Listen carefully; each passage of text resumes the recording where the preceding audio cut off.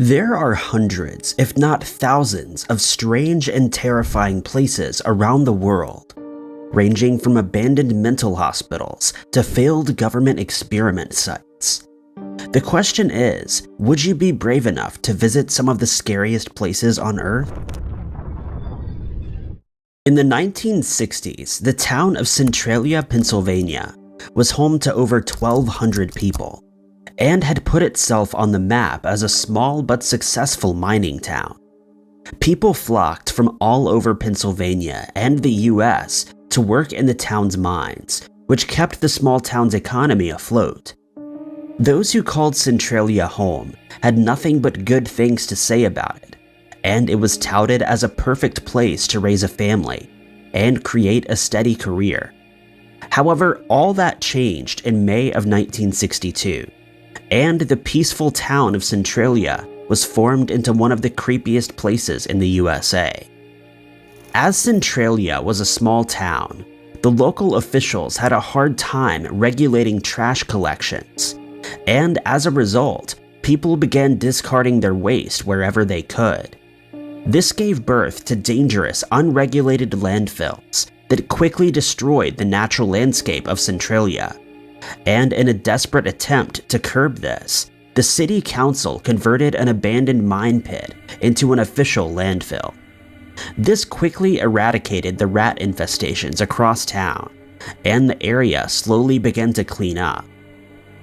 According to historians, the city council wanted to clean up this mine pit in time for their 1962 Memorial Day celebrations. Instead of responsibly disposing of the waste, the council decided that the best course of action was to simply light it on fire.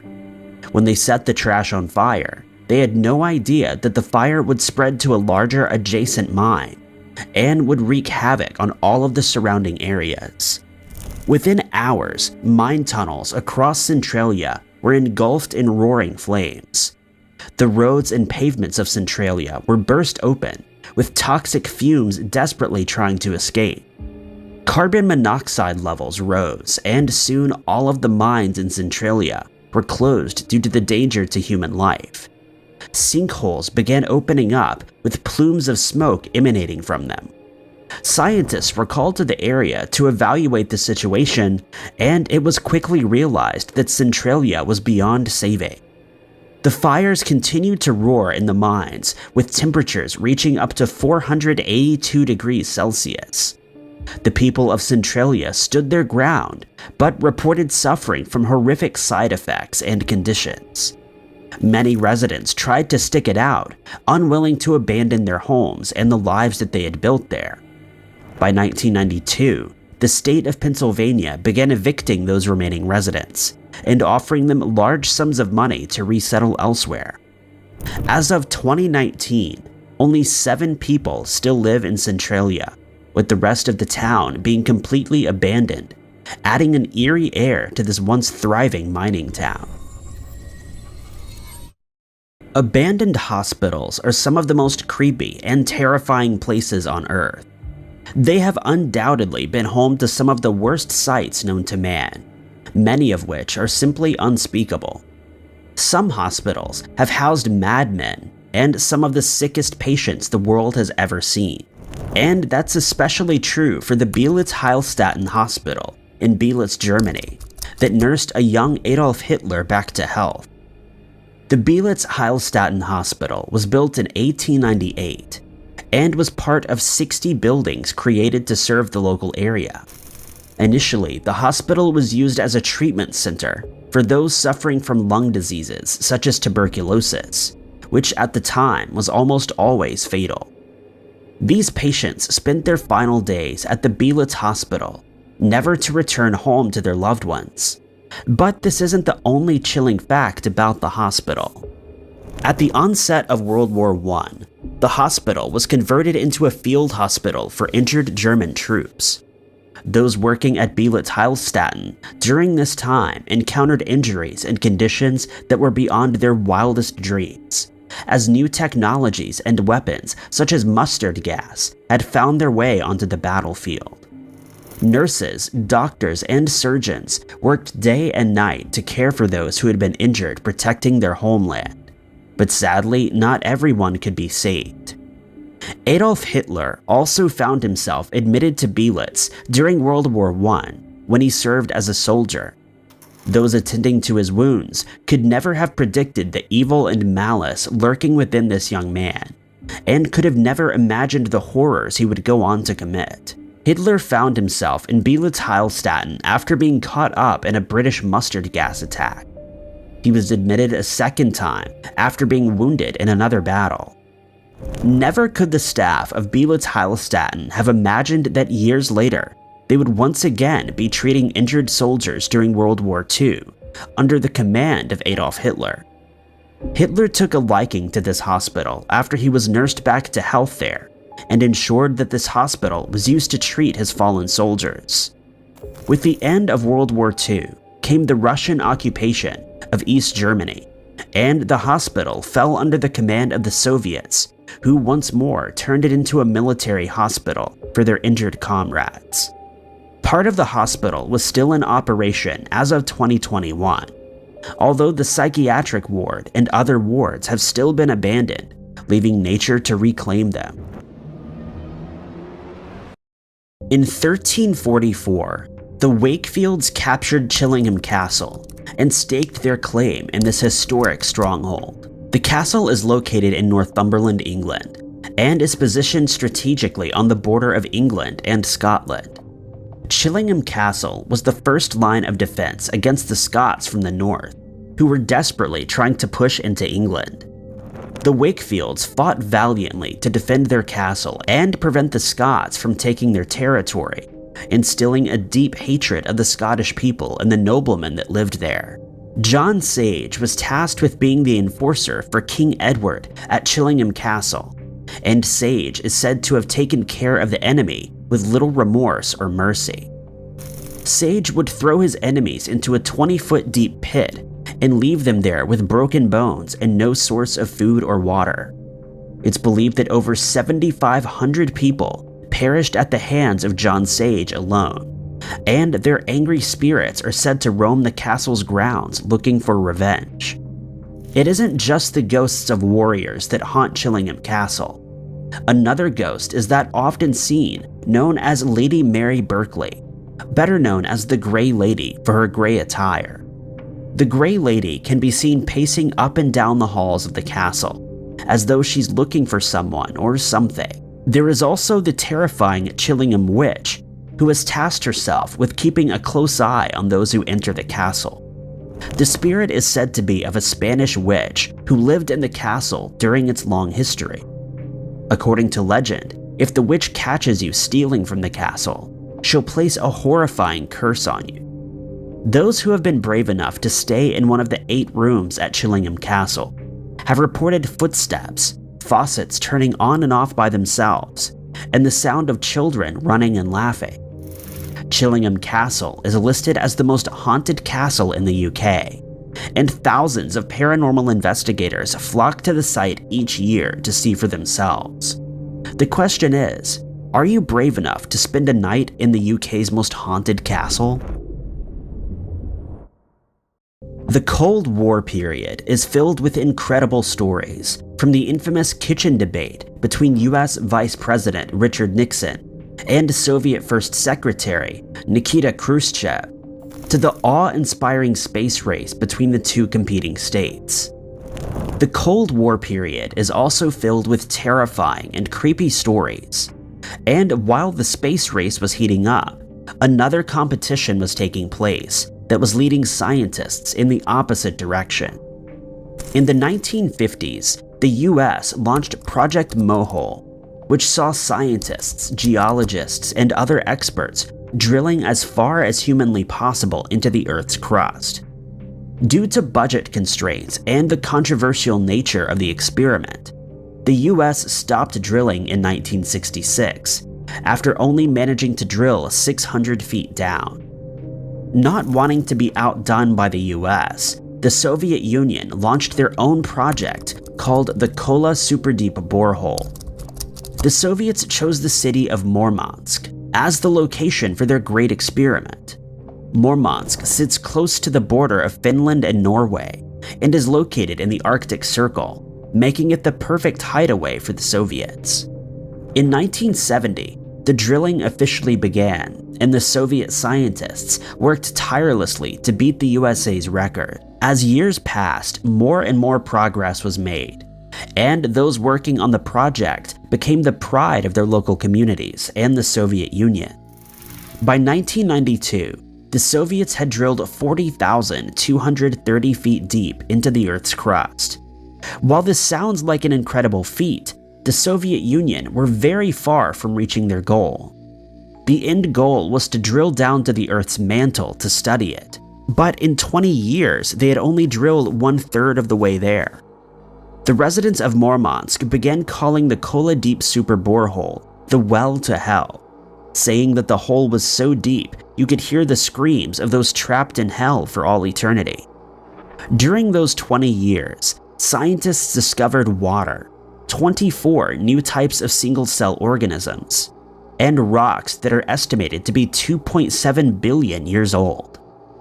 Sadly, the drilling came to an abrupt end in 1992, when temperatures in the borehole reached a whopping 180 degrees Celsius, which melted and destroyed their equipment. No one could have anticipated that the temperatures would have reached that level. This, combined with the fall of the Soviet Union and the lack of funding, forced the borehole to be cancelled. The site is now abandoned, but daring tourists have made the trip to see the borehole for themselves.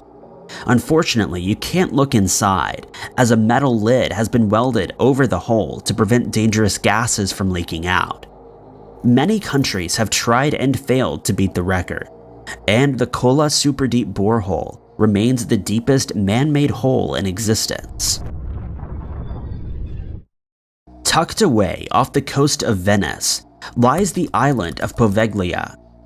While Venice is home to stunning scenery and culture, the island of Poveglia is the polar opposite, and it's been dubbed one of Italy's creepiest places.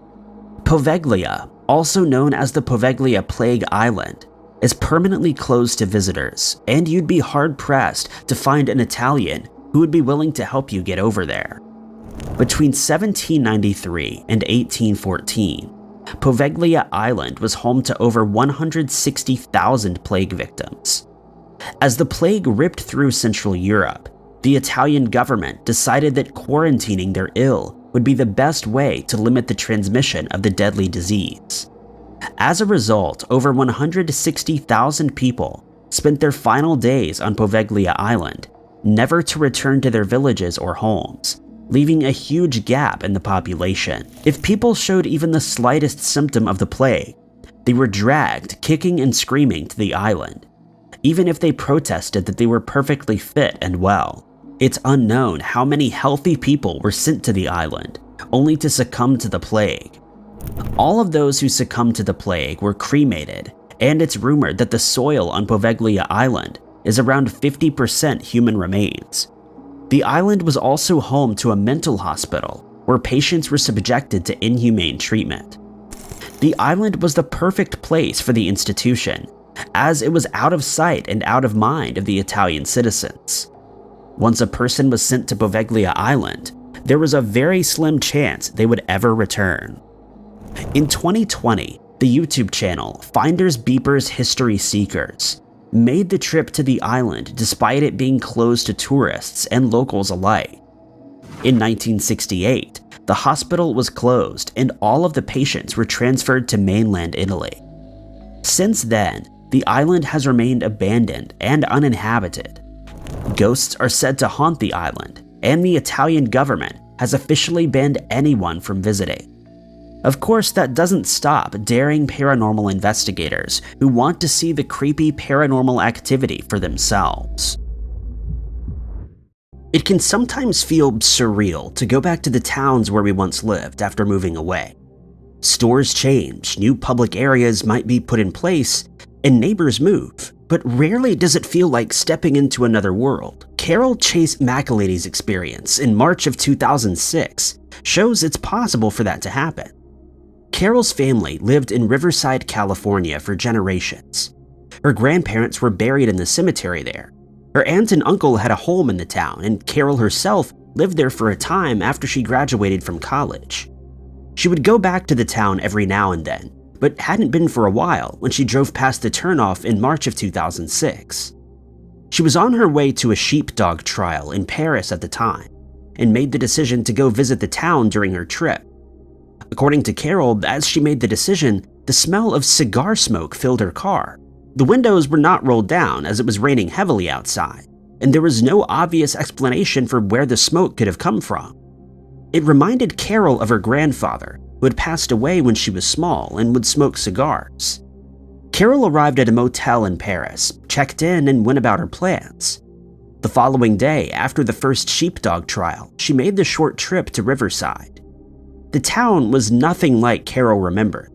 It was a much darker version of Riverside. The old 1920s houses that Carol's grandmother and aunt had lived in were gone, replaced by ranch-style houses. Even the house Carol had lived in was gone, though it had been replaced by a house that matched the architecture for the rest of the street. University Avenue, which had previously been lined with restaurants, banks, motels, and insurance companies, was completely different. The businesses were gone, and it was run down with graffiti everywhere. The cemetery where Carol's loved ones were once buried was now a fenced-off abandoned lot covered in weeds. There were some places that were familiar, though. Riverside City College and the middle school were just like Carol remembered. This wasn't a case of accidentally going to the wrong town. Carol was too scared to stop and ask for directions. She worried that the scary-looking people she saw on University Avenue might not have even been human. She also thought if she got out of the car, she might have become trapped in this parallel universe. When she left Riverside and returned to her motel in Paris, everything seemed to return to normal.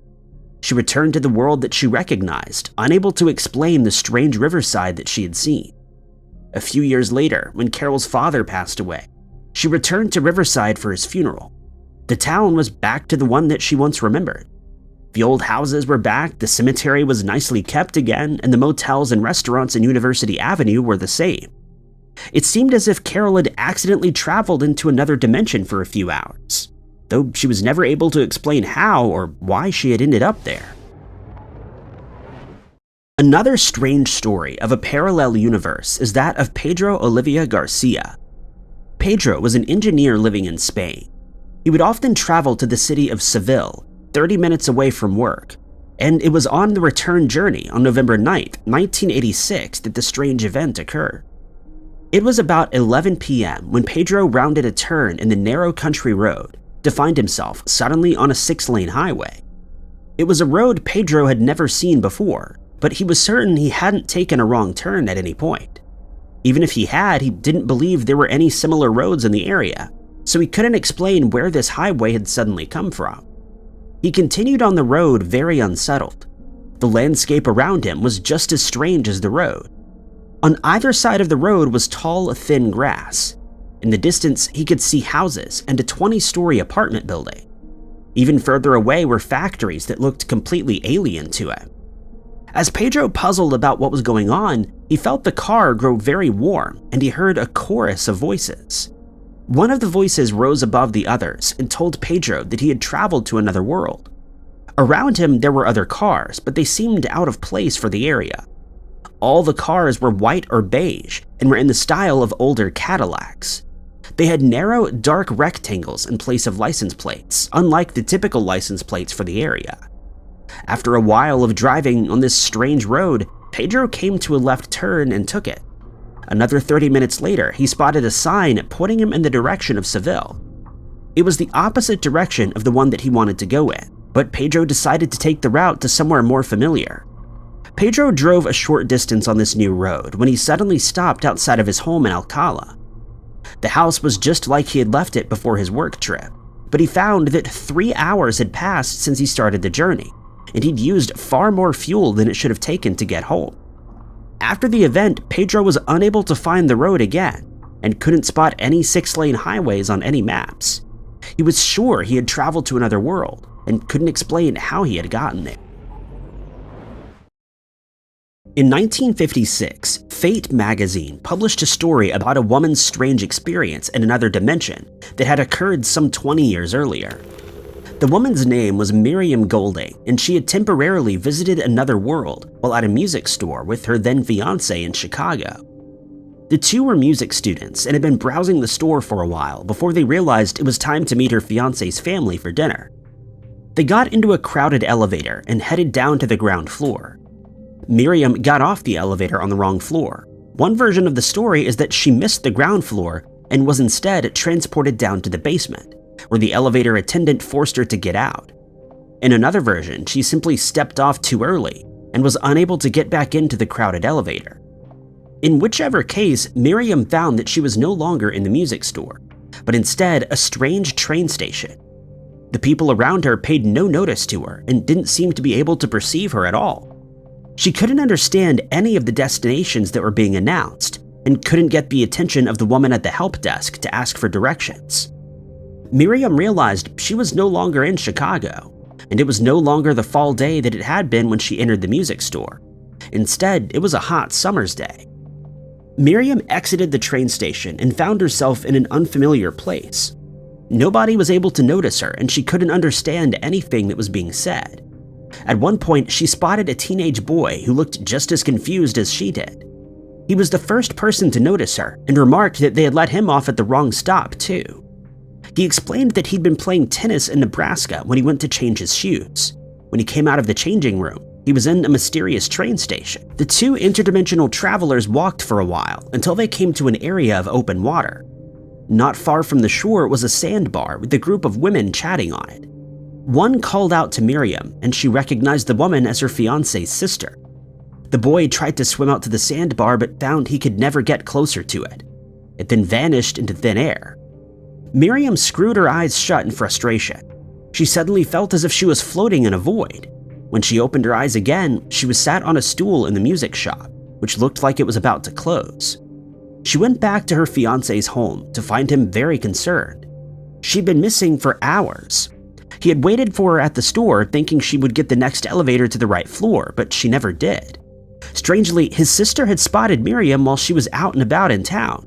She had called out to Miriam, but Miriam was too engaged in a conversation with the young boy to notice.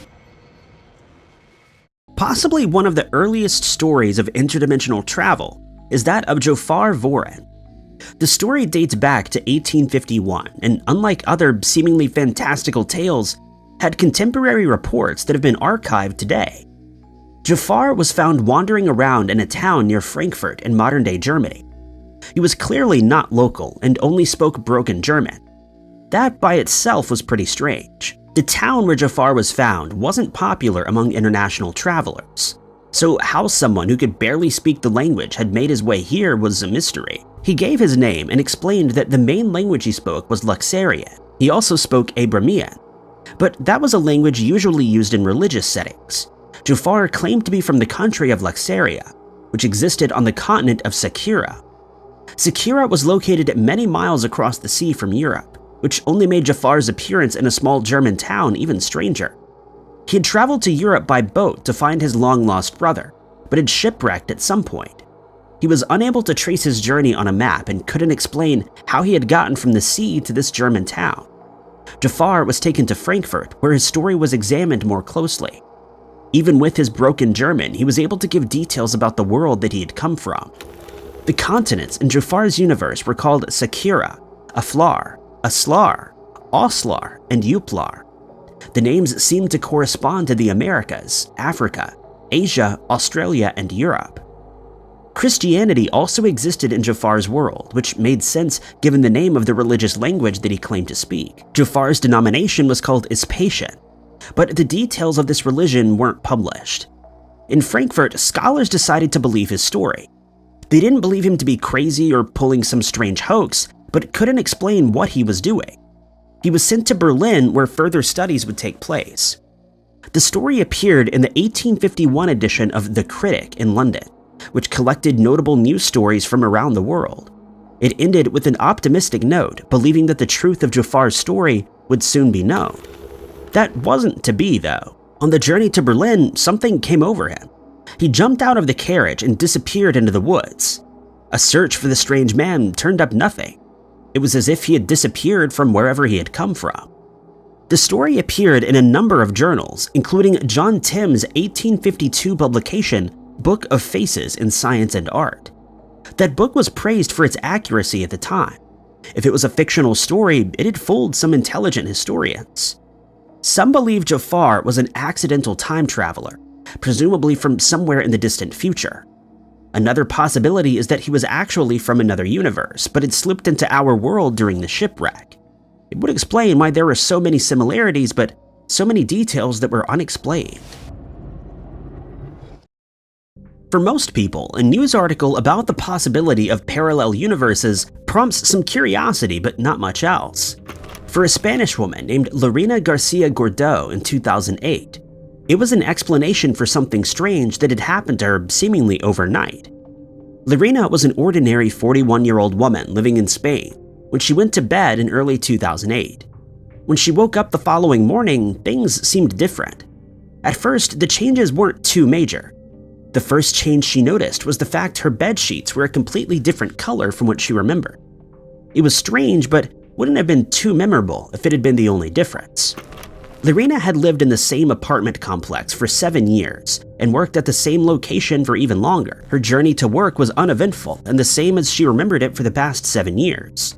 But when she arrived at the office building where she worked, things became stranger.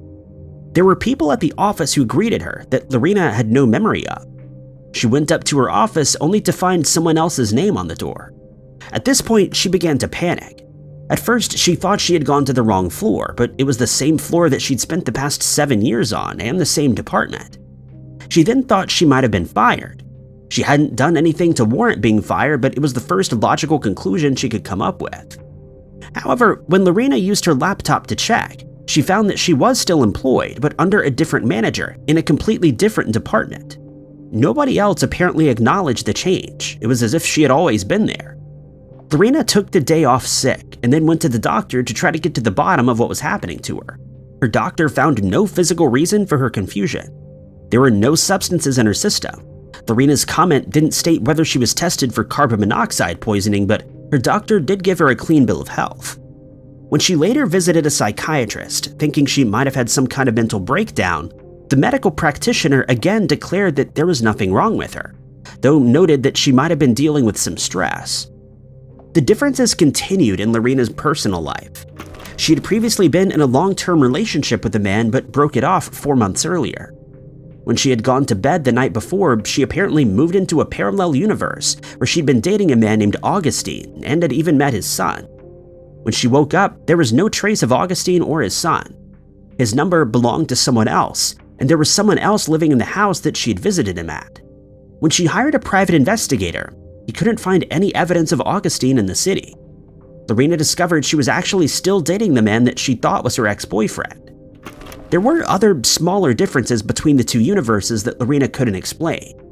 Lerina's story came from a comment that she made on a Spanish science and technology news site in July of 2016. She asked anybody who could explain what had happened to contact her, and she's given no updates on this mysterious case since. Potatoes are one of the most versatile foods on Earth. Not only are they relatively easy to grow, but they go well with a variety of dishes and also make a tasty meal on their own, not to mention being the main ingredient in one of the world's favorite snacks, potato chips. But as is evidenced by a few cases between 2014 and 2017, potatoes are also an easy food to tamper with, though it's hard to fathom why anyone would wish to do so, since an innocent victim could be easily injured if they were to ingest one of them. Though thankfully this was not the case during these particular incidents. The first of these cases took place in 2014 on Prince Edward Island, which is situated about 120 miles from Halifax, Nova Scotia. 6 people contacted the police in the span of just 7 days to report that they'd found metal objects in their potatoes. When an investigation was launched, it was found that the objects were sewing needles, and it's believed that they were placed inside the potatoes on purpose.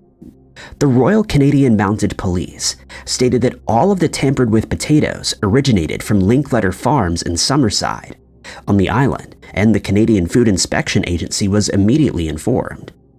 Linkletter Farms quickly withdrew its potatoes from store shelves to avoid further similar incidents, and consumers were informed that they should inspect their potatoes before eating them, in case more needles were found inside.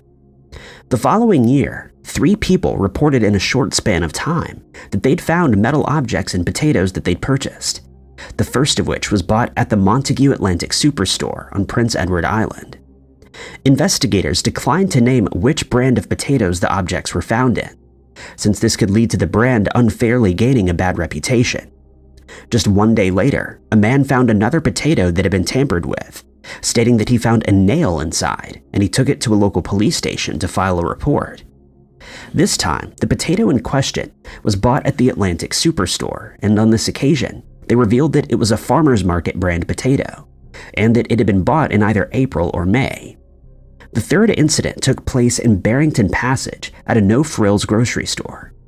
A customer returned a bag of potatoes that they'd bought there, after they also discovered a nail inside one of the potatoes, and it was quickly becoming apparent that this was no mere coincidence.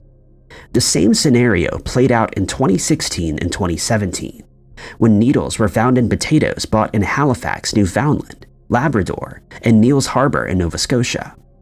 In each of these cases, the investigation was handed over to the RCMP's Major Crime and Forensic Testing Unit. It's remarkable that no one was injured during any of these cases, since we don't usually check our food for foreign objects before eating. Despite a thorough investigation, the culprit was never identified, and only time will tell if they ever will be. The island of Spinalonga is situated in northeastern Crete, and it has a very interesting history. Between the years of 1903 and 1957, it was used as a leper colony where people afflicted by the disease were sent to ensure that they were isolated from the rest of the population, likely because it was erroneously thought to be highly contagious.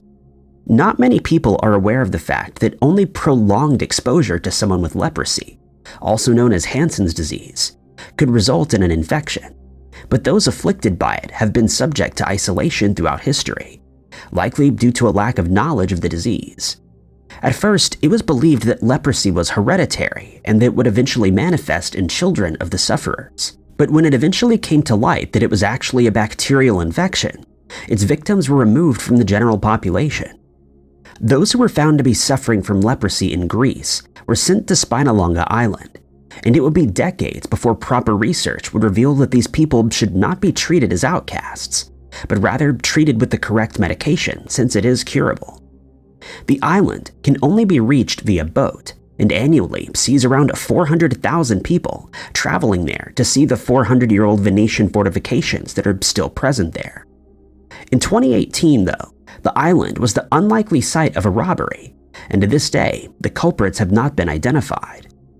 The robbery was likely made possible by the fact that there was no electricity on the island at the time, and security was non-existent at night. During the day, generators are used to provide the island with power, since it's usually inundated with tourists.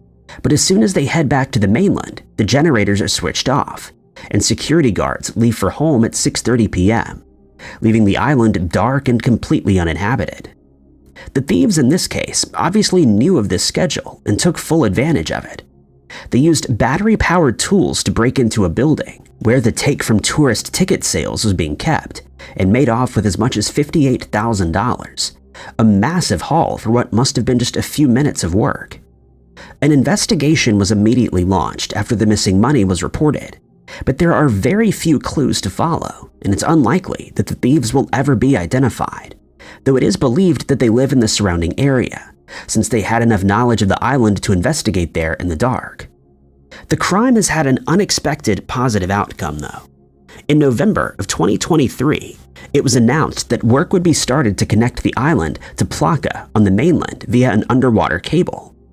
This is being done not only as a security measure, but to bring the island's infrastructure up to date for visiting tourists. This might also mean that security staff could work night shifts on the island, which would dramatically lower the chances of further robberies being carried out there. In the aftermath of the robbery, authorities asked anyone with information to come forward, but no one did, and hence the thieves remain on the loose and could easily be tempted to repeat their crime since they got away scot-free. Hopefully, this will bring about the change that's needed on the island, and it can be transformed into a tourist attraction like it should be. Bali in Indonesia is seen as one of the most idyllic vacation destinations in the world, as it boasts magnificent sea views, lush jungles that can be freely explored, huge volcanoes that have lain dormant for a very long time, and beautiful waterfalls, as well as rich cultural background. But one of the most popular attractions on the island is one that has been abandoned for a very long time. A hotel sits on the island and is slowly being overrun by the surrounding trees and foliage. Though not much is known about the construction of the hotel, some believe that it was the brainchild of members of the Indonesian royalty, though there's no evidence to support this theory. Others think that it was originally constructed by Tommy Soeharto, the son of the former president of Indonesia, who had a less than enviable reputation, since he was known to be corrupt and would often be accused of nepotism. It's said that Soeharto started construction on the hotel during the 1990s, but before it could be completed, his corrupt ways caught up with him and he was taken into custody, bringing the project to a halt. He would attempt to flee, but was quickly tracked down and found guilty of a slew of charges, and hence the hotel has never been completed. It now slowly decays as no further work has ever been done, and currently there are no plans to do so. Thanks to the eerie appearance of the hotel, many people believe that it's haunted or that something otherworldly dwells within its unfinished walls, and there are many reports to back this theory up. One such tale claims that the hotel was full of guests and construction workers one night, but they mysteriously and inexplicably disappeared. Those who believe this theory state that their spirits were left behind and that they still haunt the building to this day. Another tale states that the workers who were employed to complete the construction of the building were forced to work around the clock, and they became so exhausted that they eventually collapsed. Their ghosts are said to still walk through the building, and this legend is so well known that taxi drivers will often refuse to enter the hotel's grounds when dropping tourists off, since they believe these malicious spirits might harm them. This has also attracted the attention of ghost hunters, who can regularly be seen conducting investigations in the hotel, in hopes that they'll capture something paranormal on camera, though they've been unsuccessful so far. It's also been speculated that the site is cursed thanks to the corrupt ways of Soeharto, and that this is the reason why it's never been completed. Most people who visit the area feel that the project should be taken up once more and completed, but it seems that there aren't any plans to do so at present. Though it's hard to find any specific accounts of hauntings in the hotel, it's clear that its eerie reputation is very much intact, as most locals refuse to go anywhere near it, and it remains closed to members of the public. But it is apparently possible to gain entry, since security guards will allow visitors for a fee of around $1. It's also been suggested that tours may be scheduled at the hotel in the future, but for now, it remains an eerie and abandoned site that only the bravest of explorers dare enter and investigate.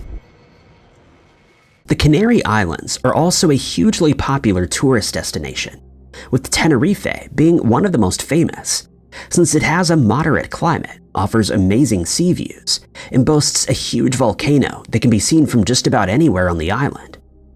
It's also where the Barranco de Badajoz, a ravine in Weimar, is situated, and many people believe that it's haunted, since there have been many reports of paranormal activity that takes place there. Probably the most famous and often told tale is that of a young girl who walked to the ravine many years ago in the early 1900s, but she didn't return home when expected and she was reported missing. An investigation was launched and the area was thoroughly searched, but no sign of the girl was ever found, and it seemed that her fate would remain unknown forever, until something truly strange happened. Decades after she went missing, the girl suddenly reappeared, and to the shock of those who knew her, they discovered that she hadn't aged at all, despite being gone for all that time. Naturally, they were curious to hear what had happened to her, and she explained it as the following. She stated that her parents had asked her to get some fruit from the ravine, as she'd done on many occasions before, and after picking a few pears, she sat down under the tree to have a rest, but she fell asleep. She was then woken up by a tall white being that she'd never seen before. Strangely, she wasn't frightened at all, and so readily agreed to follow the creature into a nearby cave, which had a ladder placed inside it. They then climbed down the ladder to a beautiful garden, where she saw several more of these beings that were dressed in white robes. She felt at home here and so decided to spend a few minutes in their company before being taken back to the cave's entrance by the first being that she met. In her mind, she'd only been away from home for a short time, maybe a few hours. But when she returned home, she discovered that decades had inexplicably passed and she had no plausible explanation. Another well-known tale is that a group of miners who were working in the cave in 1912 were in one of the galleries in the ravine, which was suddenly flooded with water. This caused a wall near them to fall over, and when they looked beyond it, they realized that a large area which was concealed behind it was now exposed. A few moments later, several tall beings approached them and told them where they could continue to dig in order to find water. But no one knows where these beings came from or whether they lived in the ravine permanently. But there's yet another strange case that took place there, decades later in 1991. It's said that on the 1st of July of that year, a group of people were exploring the ravine when they suddenly became aware of the sound of massive wings flapping above them. But they struggled to see where it was coming from since it was very dark. One of them had a camera with them and started taking photos of the area where the sound was coming from. And the resulting photo is seen by many as proof that the area is home to a massive winged creature with the face of a human. These sightings have convinced many people that the Barranco de Badajoz contains a doorway to another dimension, and that this is why strange things keep happening there. The Loch Ness Monster is known all across the globe, despite there being a lack of conclusive evidence that it even exists. But there are thousands of people who are convinced that it still swims beneath the waters of the lake. And in 2023, a group of people from the Loch Ness Center and the Loch Ness Exploration set out to find it. They made use of the latest technology to scan the lake, including thermal drones that would look for distinctive heat signatures, and a hydrophone that would pick up any unusual sounds originating from the lake. Some investigators took to the water in boats to carry out their investigations, while others monitored the water from the lake's shores. Several strange sounds were heard coming from a particular area in the lake, but when that same area was investigated again the next day, nothing was found. In the end, the team failed to find any concrete proof that Nessie exists, but they are still reviewing the mountain of data that was collected, and in the meantime, a man in Australia took a photo of a creature in the water off Magnetic Island that bears a striking resemblance to the one rumored to live in Loch Ness. The creature was first spotted by a group of people who were spending time on the island's picnic bay. They described it as having a very long, curved neck, and that it seemed to be bobbing up and down in the water, leading many people to believe that it was merely a log or a hull of a boat that sunk there some time ago. But a man named David Heron, who was celebrating his marriage on the island, then grabbed his camera after noticing the commotion and took a photo of the creature, which was about 600 feet from the shore. He stated that he had never seen anything like it before and that he was very curious to find out exactly what it was. He added that it instantly reminded him of the Loch Ness Monster, since it seemed to be swimming through the water with its head held high, much like in the famous photo taken at Loch Ness in 1934 by Dr. Robert Kenneth Wilson, which is now known as the surgeon's photograph. Heron stated that as soon as the figure was spotted in the water, people on the shore became very excited, and they immediately started speculating as to what it was that they were seeing, with some people suggesting that it could be a large bird or the remnants of a dragon boat that never made it back to land. But Heron has stated that he's convinced that this is the Loch Ness Monster that has traveled all the way to Australia in search of warmer weather. Others think that the creature may be a close relative of Nessie's, and that it may have been living in the area for a very long time without ever being spotted. Though the surgeon's photograph was later revealed to be a cleverly orchestrated hoax, Heron's photo is certainly real, since there are several witnesses present when he took it, most of whom also believe that it shows some kind of creature swimming through the water. Whether this really is a Loch Ness-type animal that's been caught on camera remains to be seen, and will only receive possible answers once further investigations are carried out, but at present it isn't known whether any are planned. When we hear the word hobbit, most of us instantly think of the books authored by J.R.R. Tolkien, in which we're introduced to a race of tiny human-like creatures that live in houses built in the hills and their surrounding countryside. We all know that this is a work of fiction, but thanks to a discovery made in the Liangbua Cave in Indonesia in 2003, many people believe that a similar race of people lived a very long time ago, but they've been extinct for about 50,000 years. During an excavation led by archaeologist Mike Morwood, over 100 of these fossils were discovered, and it's now believed that they belonged to a species of human called Homo floresiensis, a distant relative of Homo erectus. Thanks to studies that have since been conducted, it's believed that they lived between 100,000 and 50,000 years ago, and that they stood around 3.3 feet high. They're also said to have had small skulls, pronounced brow ridges, short legs, and large feet, much like the hobbits in Tolkien's tales. As for the size of their brains, they're thought to have been much smaller than those of modern humans, measuring around 65 square inches. Thanks to these measurements, it's thought that they weighed an average of about 55 pounds, though no evidence has been found to indicate what they were in the habit of eating.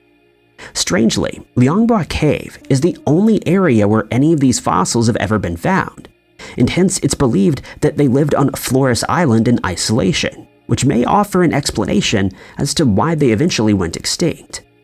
It's also possible that Homo floresiensis became extinct before modern humans arrived in the area, since no modern humans have been uncovered during the excavation.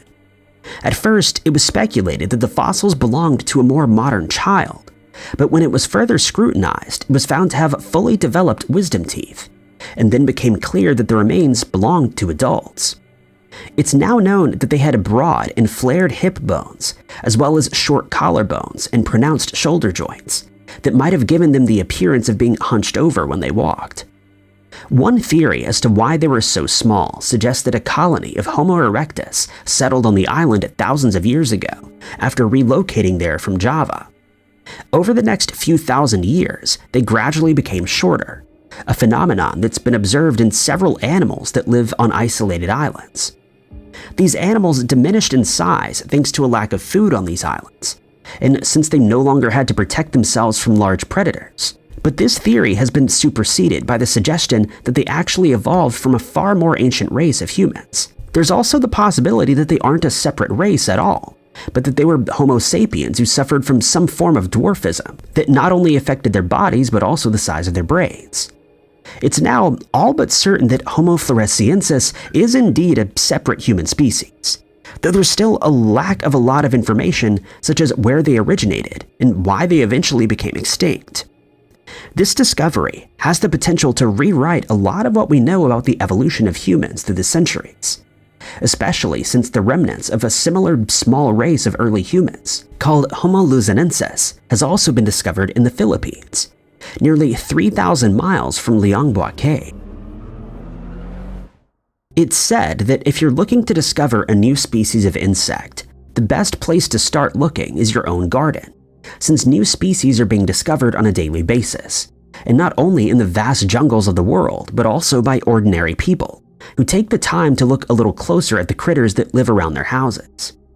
The same can't be said for larger creatures, such as wild cats or other mammals, since new species of this kind are usually very hard to find and are often located in hard-to-reach areas that have either never been explored or have only been visited by humans a handful of times.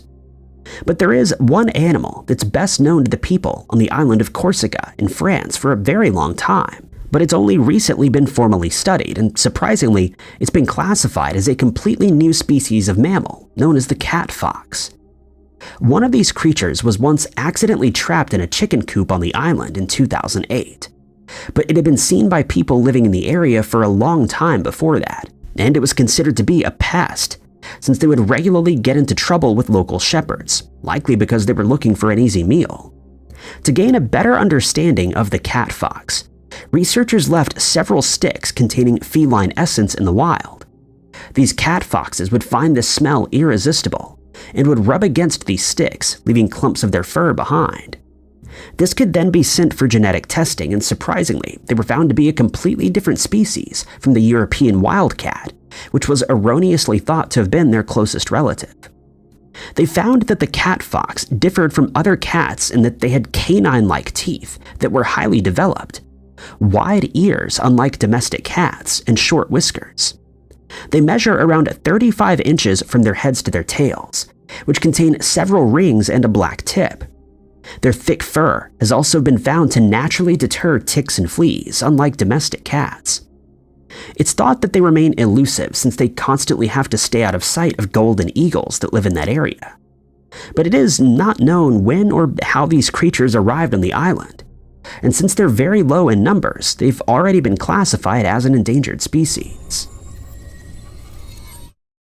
Imagine finding out that there's a treasure worth as much as $400 million lying at the bottom of a lake, just waiting to be discovered. This is a rumor that has existed since the American Civil War and still persists today as treasure hunters scour the waters off the coast of Poveglia Island in Lake Michigan in search of the mythical treasure.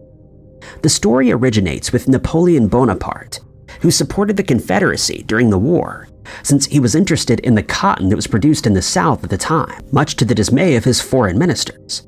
Nonetheless, it's said that Napoleon ordered his men to fill numerous wooden chests with gold that were then to be sent through Canada to Lake Michigan, where it was supposed to be loaded onto a schooner and sent to help with the South's war efforts. But as soon as the schooner set out towards its destination, it was spotted by the enemy and a chase ensued. Rather than see the gold fall into the wrong hands, it's said that the ship's crew members tied the chests to each other and threw them overboard just off the coast of Poveglia Island, where the chests still remain today. It would seem that this tale was largely forgotten until the 1920s, when a large freighter ran aground near the island. A few tugboats were sent to aid the ship that was moored on jagged rocks, but while doing so, one of the anchors was caught on one of the chains that held the boxes together. The tugboat's crew attempted to bring the boxes to the surface, but they failed to do so, as the boxes broke free from the chains and sank back down below the waters. Sometime later, it was said that a man named Carly Jensen saw a salvage boat in that same area, and he speculated that they were looking for the lost treasure. Before the salvagers could make any inroads into locating the gold, a violent storm broke out and the salvage boat sank, leaving the mystery intact and the supposed gold still lying at the bottom of the lake. Though there's no solid proof that this treasure exists, many people have attempted to find it over the years, but with no success. One such attempt was made by the popular television series Unsolved Mysteries in August of 1994. A camera crew from the program ventured out into the water to take footage of whatever they could find under the water, and locals were interviewed in hopes of finding more information on the gold, but that wasn't the case and no further clues were found. One man who refuses to give up on the treasure is professional diver Richard Bennett, who spent more than $100,000 over a period of 20 years in search of the fabled gold. He believes that since the tale of the treasure has been told for over a century, there has to be some credence to it, and he believes that there's as much as an 85% chance that the gold really does exist. He has since designed a sort of underwater sled that allows searchers to be pulled along the lake bed. He believes this will give him and his team the best chance at finding the treasure if it really does exist, but they've been unsuccessful so far. His sentiments are echoed by historian Steve Harrington, who's also adamant that the treasure will be found one day. He believes in the rumors since the story is told by many people, but never changes. There are always said to be 5 wooden chests filled with gold, and they're always lost off the coast of Poveglia Island. But there are many skeptics who believe the rumor to be nothing but that, a rumor. Historian Chuck Feltner, who has a lot of experience searching for old shipwrecks in the Great Lakes, believes that while it's an entertaining story to tell, there's no truth to the tale, since shipwreck records show no evidence that a schooner sank near Poveglia Island during the American Civil War. He adds that the records of shipwrecks at that time were religiously filed, and that if a schooner had indeed sunk in the area, it would be well documented, rather than being a tale told around campfires. Maybe one day someone will be lucky enough to retrieve the massive amount of gold that's said to be at the bottom of Lake Michigan. But for now, it remains mere speculation, and an unsolved mystery that has captured the imaginations of thousands of people all over the world. We've been able to predict the weather fairly accurately for a very long time, and it's undoubtedly saved many ships from being lost at sea when foul conditions were spotted before they were able to cast off. But there's a legend from Pawleys Island in South Carolina involving a figure known only as the Gray Man, who's said to have the ability to sense bad weather coming, and that when he's spotted, it's best to stay as far away from the water as possible. The story has been around for more than a century, since it dates back to 1822, and it states that a very young sailor who'd been away from home for a very long time was making his way back to his hometown of Pawleys Island, where his fiancée was waiting for him. He'd been traveling for days and hence was impatient to get off his horse for a rest once he reached home. He also noticed that a storm was approaching, so he decided to take a shortcut through a thick and boggy marsh. Daylight was fading quickly, and his horse found going through the mud very tough, and before long it became bogged down in the marsh. Realizing that it was in trouble, the horse threw the man into the mud and sped off, leaving him trapped, and he was unable to escape, losing his life in the process. His fiancée was understandably devastated by the news of his passing, and she could regularly be seen taking walks alone on the beach while she was in mourning. One day, while out walking, she came across a strange figure dressed in gray clothing standing in her path. She thought that she recognized the man and so decided to walk over to him. To her shock, she realized it was her fiancé. But realizing that this was impossible, she started quizzing him on what was going on, but he didn't answer any of her questions. Instead, he turned to her with a somber expression on his face and warned her that a violent storm was approaching the island and that she had to leave as quickly as she could. Just a moment later, he vanished into thin air, leaving her standing alone on the beach. Once she gathered her senses after her strange encounter, she ran home and told her family what she had just seen and what her fiancé's spirit had told her. Her family took her at her word and decided to heed the strange figure's warning. They gathered what supplies they could and fled the island just in time before the storm hit. The storm quickly became a hurricane that decimated the island and all of the houses on it, save for the one belonging to the woman's family. They were able to return to the island after the hurricane passed and insisted that they'd been saved by the young man's spirit. Since then, many people have reported seeing the same figure, still dressed in gray clothing, on the beach, and he's said to have warned countless people of incoming foul weather. And to this day, many believe that when he is seen, it can only mean one thing: get away from the water immediately. The last time that 36-year-old Carmel Gilmore was seen was on the 14th of November, 2017. CCTV security footage shows that she was present in a liquor store depot on Alberni Highway in Parksville, Canada at around 9 p.m. that night. But she disappeared shortly after and has not been seen or heard from since. Staff from the liquor depot would tell investigators that when she was in the store, she seemed confused, disoriented, and paranoid, likely because her boyfriend at the time was in the process of ending their relationship. He was the one who reported Carmel as missing and would later tell investigators that she asked him to accompany her to Little Mountain in her van, which she agreed to do without hesitation. Once they arrived at 10:30 p.m., he got out of the van, thinking that she would do the same, but she ultimately put the van in gear and drove away, leaving him on his own and wondering what was going on. He then realized that his wallet and some of his other belongings were still in the van, but he had no way of stopping her. He made his way back home, and when he hadn't heard from Carmel by the following morning, he filed a missing person report. Most people would jump to the conclusion that Carmel's boyfriend had something to do with her sudden disappearance, but investigators found him to be very cooperative and he was quickly ruled out as a suspect. Despite a thorough search being conducted, nothing more was found until 6 days later, when Carmel's van, a 2002 Chevy Venture, was discovered abandoned on Qualicum Beach on Vancouver Island. It was found in a parking area just a short distance away from a bar called Shady Rest Pub. And when investigators started interviewing people in the area, they learned that the van had been parked in the same spot since the night that she sped away from her boyfriend. Once the van had been located, the first order of business was to search it, and investigators found nothing that indicated that foul play was involved. There were no signs of a struggle, and it seemed as though she merely parked the van, got out and walked away, never to be seen again. Strangely, none of Carmel's belongings were found inside, despite clues being found that indicated she'd been living in it for some time.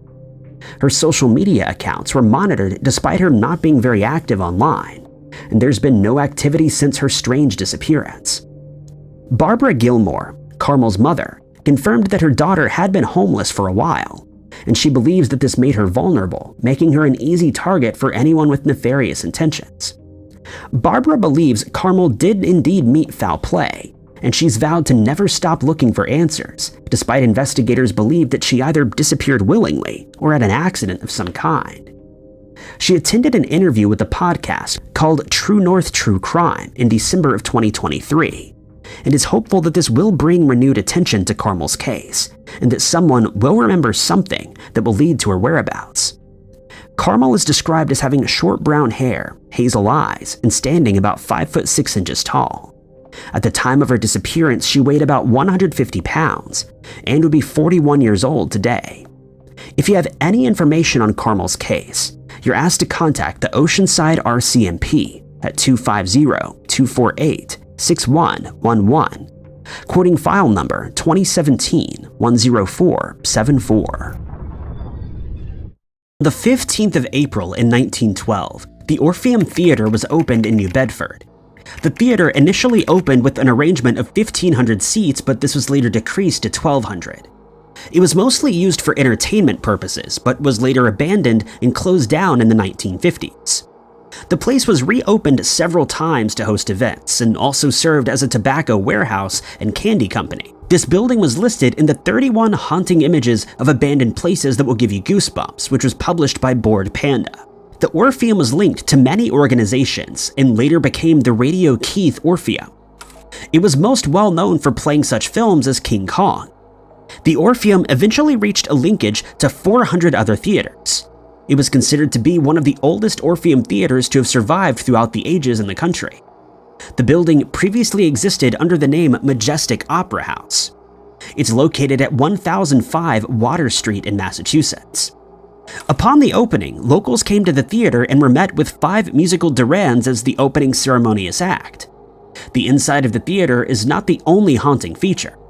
The exterior of the building is just as gloomy, with its dark, large windows and pillars in between them, which are equipped with creepy faces looking down at the viewer. The interior has been subject to deterioration, which adds to the effect. The large inside also aids the haunting atmosphere of the Orpheum. Dancing, art exhibitions, gatherings, parties, and weddings all found themselves at the theater during the course of World War II. Although this building is not said to exhibit any ghostly activity, its immense size and aged interior gives it an eerie atmosphere. Standing in the theater would certainly be overwhelming and strange, and this image captures the immensity and creepiness of the structure as well as the attention to detail that the theater holds. The Boot Hill Cemetery had been constructed in Arizona around 1879 and was later closed in 1884 when a new cemetery was established. The graveyard held over 300 people, with only 2/3 of that being recorded. The establishment has since drawn the attention of many tourists, one such being Terry Ike Clanton, who made a trip to the graveyard in 1996 along with his acquaintance Kelly, a man who resided in South California. Clanton had dressed Kelly in an 1800s Western outfit. The idea was to perform a photo shoot of a Western atmosphere, with the mountains as the backdrop and Clanton as the photographer. Once the images had been developed, it revealed a ghostly man in the background. He'd been wearing a black hat and old-style clothing. Due to the overgrowth of the cemetery, it appeared that the entity was legless or perhaps kneeling.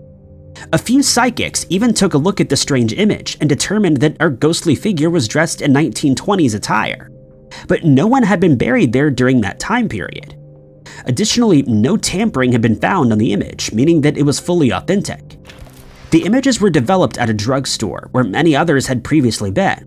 When Kelly later reviewed the pictures, he rang up Clanton and told him that something was off about them.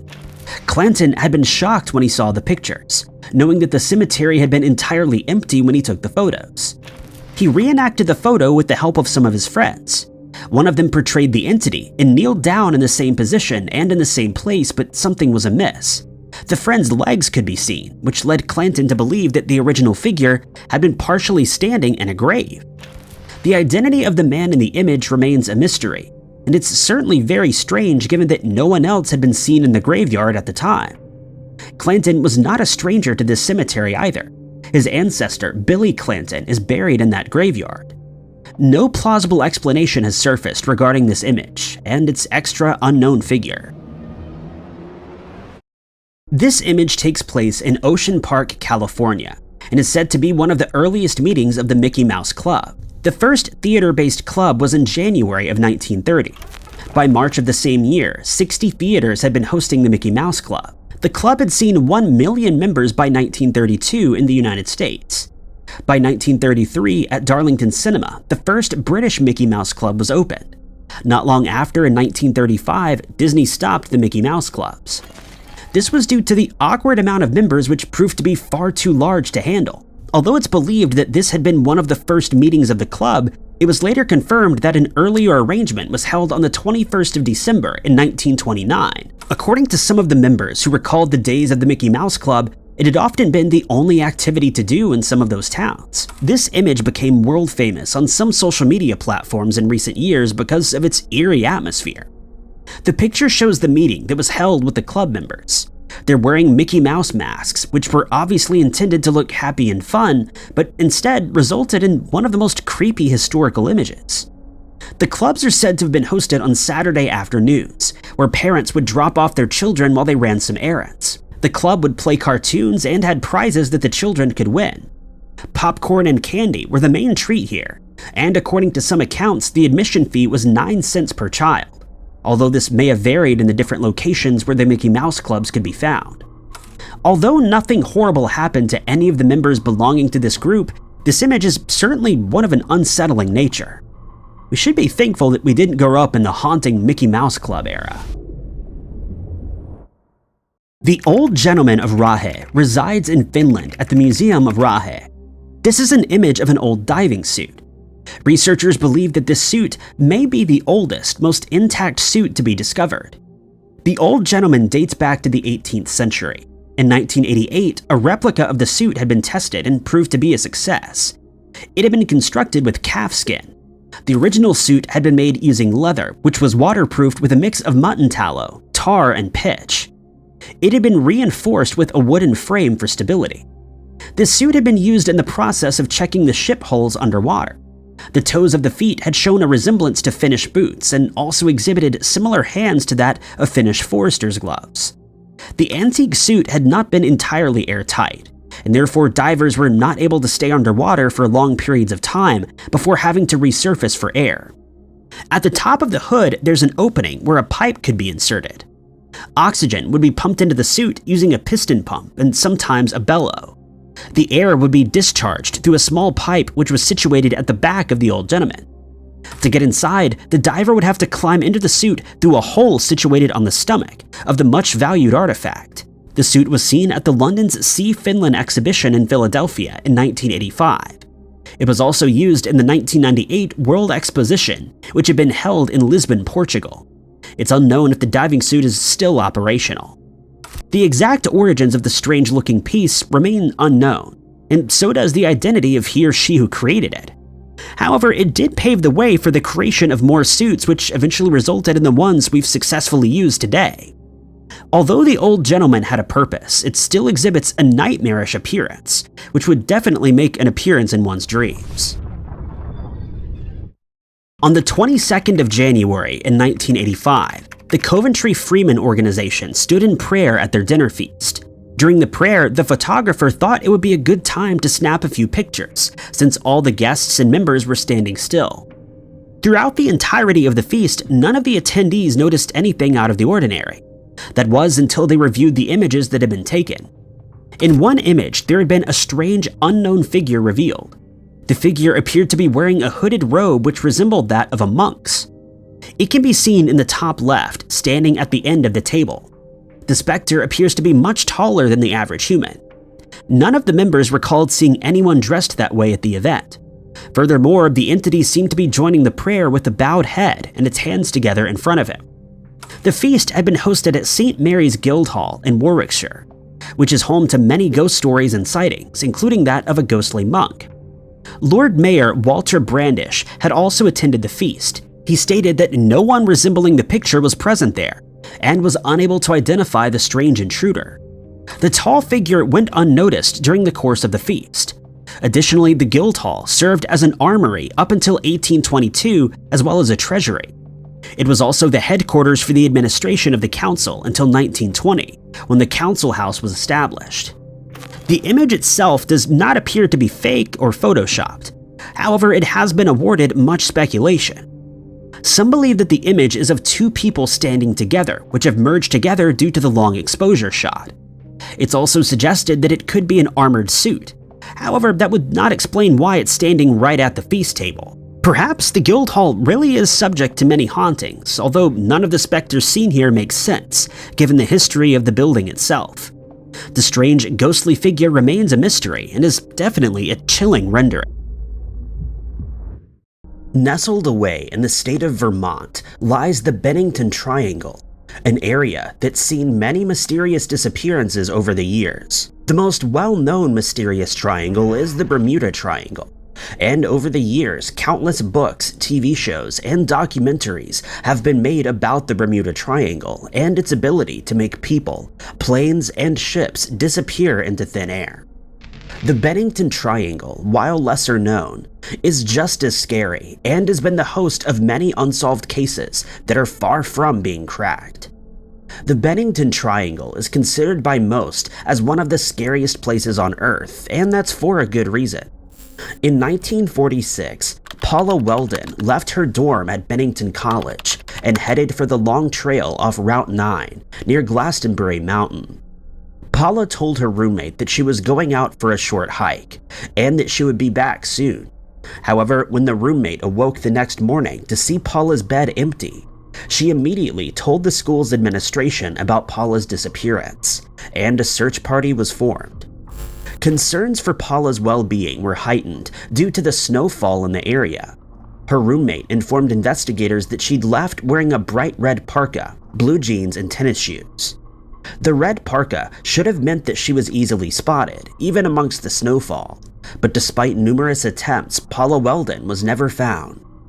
Paula wasn't the only one to disappear in the Bennington Triangle, and in fact, between 1945 and 1950, 4 more people disappeared in that area.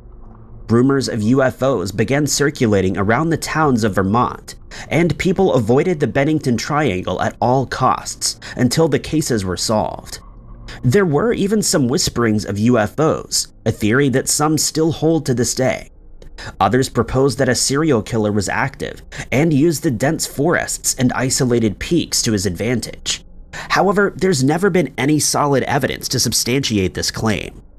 Modern researchers and paranormal investigators have tried their best to work out what's going on in the Bennington Triangle. Unfortunately, no one has come up with any answers, and the Bennington Triangle remains one of the most terrifying places on Earth.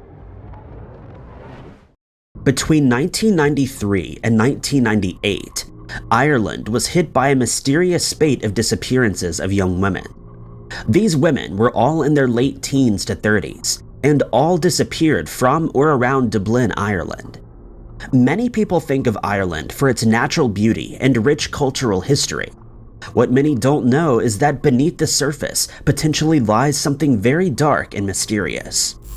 According to crime writer Claire McGowan, the attitudes toward women in Ireland in the 1990s created the perfect melting pot for these mysterious disappearances in the so-called Vanishing Triangle.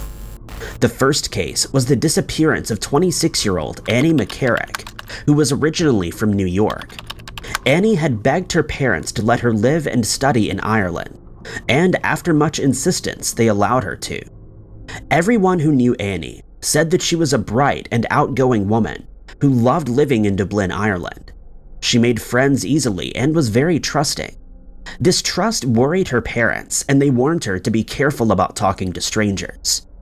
On March 26, 1993, Annie left her home in Dublin and headed for the Wicklow Mountains to spend a day in the cool open air. CCTV footage shows Annie at a cash machine before she got onto the bus. After this, she vanished and was never seen again. When she failed to return home, her friends raised the alarm and informed her parents, who still lived in New York. Concerned for their daughter, they contacted the police and an investigation was opened. Annie's disappearance would be the first of 8 in Ireland's Vanishing Triangle, and 7 other women would disappear in the years to come. All of these women lived in and around Dublin and disappeared under mysterious circumstances. No sign of Annie was ever found, and no sooner than the police had gotten back on their feet, another disappearance had made the headlines once again. The final disappearance to be connected with the Vanishing Triangle is the disappearance of 18-year-old Deirdre Jacob. According to reports, Deirdre was last seen on July 28, 1998, walking near her parents' home in Newbridge. Witness accounts recalled seeing Deirdre just meters away from her home 1 minute, and then the next she was gone. She'd vanished within an instant and nobody could figure out what had happened to her.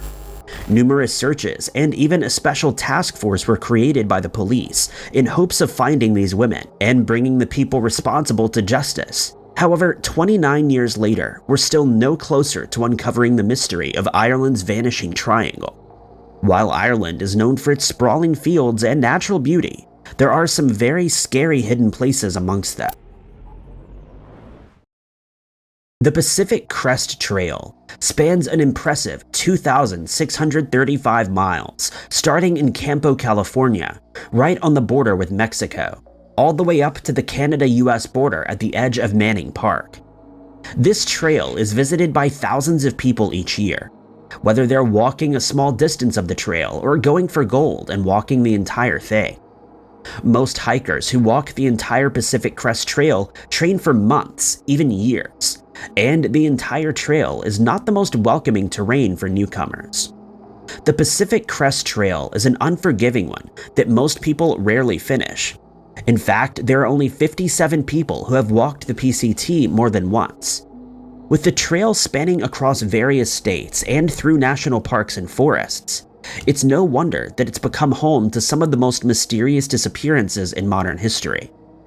While most hikers make it safely back home to their loved ones, there are a few that don't. There have been numerous mysterious disappearances along the PCT, and one of the most puzzling is that of 25-year-old David O'Sullivan. David, originally from County Cork, Ireland, set off from Campo, California in March of 2017, and was determined to make it to the finish line at the US-Canada border. David had been training hard back home in Ireland, hiking up mountains and working out whenever he could. He felt that he was ready to finally take on the challenge. So on March 22, 2017, he officially began his hike along the infamous Pacific Crest Trail. While David had hiked in Ireland and had worked on his physical fitness, he was still considered a novice hiker. According to his mother, David arrived just 2 weeks after he set off.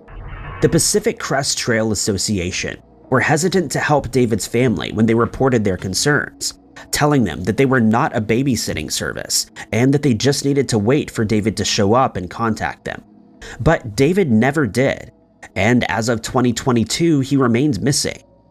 David hasn't been the only person to mysteriously disappear on the Pacific Crest Trail either. At least 2 other men have disappeared under mysterious circumstances along the trail. And despite the use of helicopters, dogs, and boots on the ground, no sign of them has ever been found. If you have any information about David's disappearance or any other disappearance along the Pacific Crest Trail, you're asked to contact the Pacific Crest Trail Association at 916-285-1846. On February 5, 1923, a group of travelers making their way through the small village of Quero Verde in Brazil would make a discovery that would shock the world. The dense jungles of Brazil are often considered uninhabitable to most, and can certainly be one of the scariest places to visit on Earth if you're ill-equipped and don't know how to survive.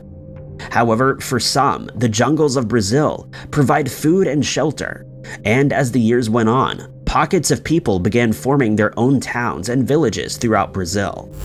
For years, these towns changed and adapted, and life went on. For the people of Quero Verde, life went on as normal. That was until February of 1923. When travelers arrived at the village of Quero Verde, they were surprised to see that it was empty. It had been completely abandoned. There was no one walking through the streets and no signs of life coming from any of the homes. The travelers were perplexed as Quero Verde was called home by over 600 people. So where could they all have gone? As the travelers began searching around the village, they still didn't encounter anyone and moved around in eerie silence. Something about the entire situation felt off to the travelers, and they signaled for help. When the local police arrived, they were just as confused as the travelers were, and began making their way around the village, house by house and building by building. Their first and only clue was when they entered the village's school and found a blackboard with an ominous message reading, "There is no salvation." The police officers found no signs of a struggle or anything that had happened. While doors and windows of the villagers' homes were open, none of them were damaged and their items had been left undisturbed. It was as if 600 people had vanished into thin air right before their eyes. Police stayed in the village and desperately looked for the people of Quero Verde, but to no avail. Some people have stated that the Quero Verde is nothing but a ghost story or a folk tale, while others believe that the village did exist and all of its inhabitants did mysteriously disappear. You've heard of the Bermuda Triangle, but have you heard of the Michigan Triangle that stretches over Lake Michigan, Ludington, and Benton Harbor? This strange place has been home to many unsolved disappearances that authorities are still no closer to solving. In the late 17th century, explorers aboard the Le Griffin set sail looking for routes through the lake to China and Japan. According to legend, the ship was cursed before it set sail, and shortly after it left the shores of Lake Michigan, tragedy struck. When the crews did not report back or return, they became concerned and began looking for the lost ship and her crew. Despite numerous searches, no sign of the Le Griffin was ever found, and it kickstarted a wave of mysterious disappearances in what is now known as the Michigan Triangle. The Le Griffin wasn't the only ship to go missing on Lake Michigan, and in 1891, another ship vanished in an eerily similar manner to the Le Griffin. The Thomas Hume had exchanged hands over the years, undergoing name changes until the name the Thomas Hume was finally settled on. According to reports, this boat had sailed Lake Michigan and through the Michigan Triangle numerous times without a hitch, making the crew believe that the Michigan Triangle was just a legend or folktale. That was until one fateful day in May of 1891, when the Thomas Hume would set sail across Lake Michigan and the Michigan Triangle for what would be the last time. Mid-voyage, the Thomas Hume mysteriously disappeared, never to be seen or heard from again. Search crews were sent out to look for the Thomas Hume and her crew, but nothing was ever found. This incident cemented the idea of the Michigan Triangle into people's minds, and it wasn't until 2006 that the Thomas Hume's wreckage was discovered at the bottom of Lake Michigan. The Michigan Triangle isn't just home to mysterious disappearances either. In 1919, witnesses reported seeing two bright balls of fire fall from the sky and into Lake Michigan. Experts concluded that it was meteors, but members of the public weren't convinced with this version of events. There have also been numerous UFO sightings on Lake Michigan, leading people to wonder whether there is something otherworldly or paranormal happening in the Michigan Triangle. When Alberta, Africa, married John Gilbride, everyone believed this would mark a new, prosperous chapter for the couple. Alberta had been married to John African, who founded the Move cult back in the 1970s, and after John had passed away, Alberta was looking to move forward in life, or so everyone thought. Years after the Move cult lost its leader, the group would find itself at the center of another shocking cult mystery. In the 1970s, Vincent Lopez Leapart, who had changed his name to John Africa, founded the Move cult and quickly began to attract followers. Many people wonder why people join cults, and it appears that John knew the answer. John used religious teachings and fear of the establishment to draw people in. These people were looking for a sense of purpose and direction, and John promised all of that to them, so long as they followed his teachings, that is. Move would expand, drawing in followers from across Philadelphia, but not all of the attention was good. The authorities quickly caught up with Move and noticed that they were heavily paranoid of the police and the government. In 1985, John Africa, along with his followers, found themselves head-to-head with officers in Philadelphia. John let out rallying cries to his followers, and in the end, John and other members of the group took their own lives as a final act of defiance against the state. But not everyone from Move was gone, and Alberta Africa, John's wife, had survived the siege and was now helping the group to move forward. Years after John passed away, Alberta met John Gilbride, and the two married and had a son, Zachary. John had followed Move for years and was enamored by the fact that he was now married to the widow of John Africa. But this excitement wasn't to last, and the teachings and beliefs of the cult began to wear away at John. John filed for divorce and found himself in the middle of a bitter custody battle for his son. Alberta and the Move members used every tactic to ensure that John was not able to see his son, as they feared his outside influences would ruin him. He would later testify in court at the custody hearing that he had been physically threatened by Move members in 2002, and for the terrifying cult, this was the last straw. John had pushed him too far, and now he had to pay. On September 27, 2002, John was found deceased in his car outside of an apartment block in New Jersey. John's family do not doubt as to who's responsible, but so far, investigators have never been able to find any evidence to bring about a conviction. Members of the Move cult have denied being involved and are convinced that the case is a government setup to capture them.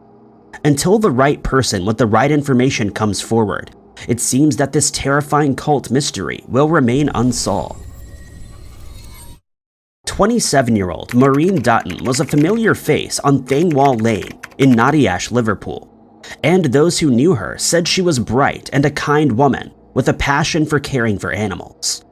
In December of 1961, Maureen had just given birth to her second child and was at home tending to her newborn and her toddler. The lives of the Duttons were going well. Both Maureen and Brian had good jobs, and they were hopeful for their children's futures. But lurking around the corner was a dark and sinister secret that remains unsolved to this day.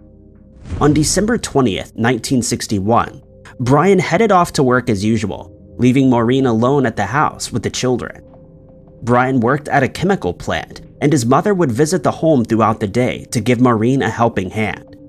By nighttime, Brian punched his clock-out card and began heading home. As he opened the door, he noticed that the house was eerily silent.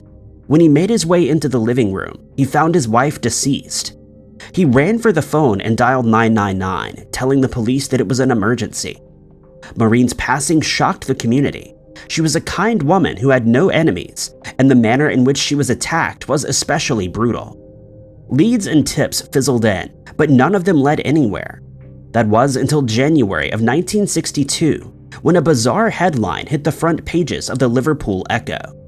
In January, the Liverpool Echo began reporting that Maureen had been the victim of a scary cult that was operating in the area.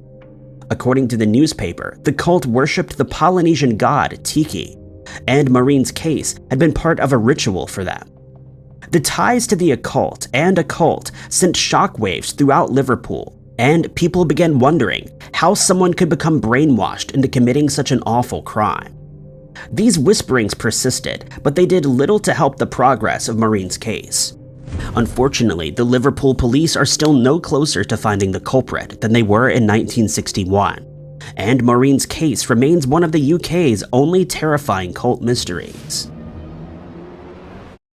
In the 1990s, Hongming Chen found the cult that would go on to become known as Chen Tao, which translates to True Way.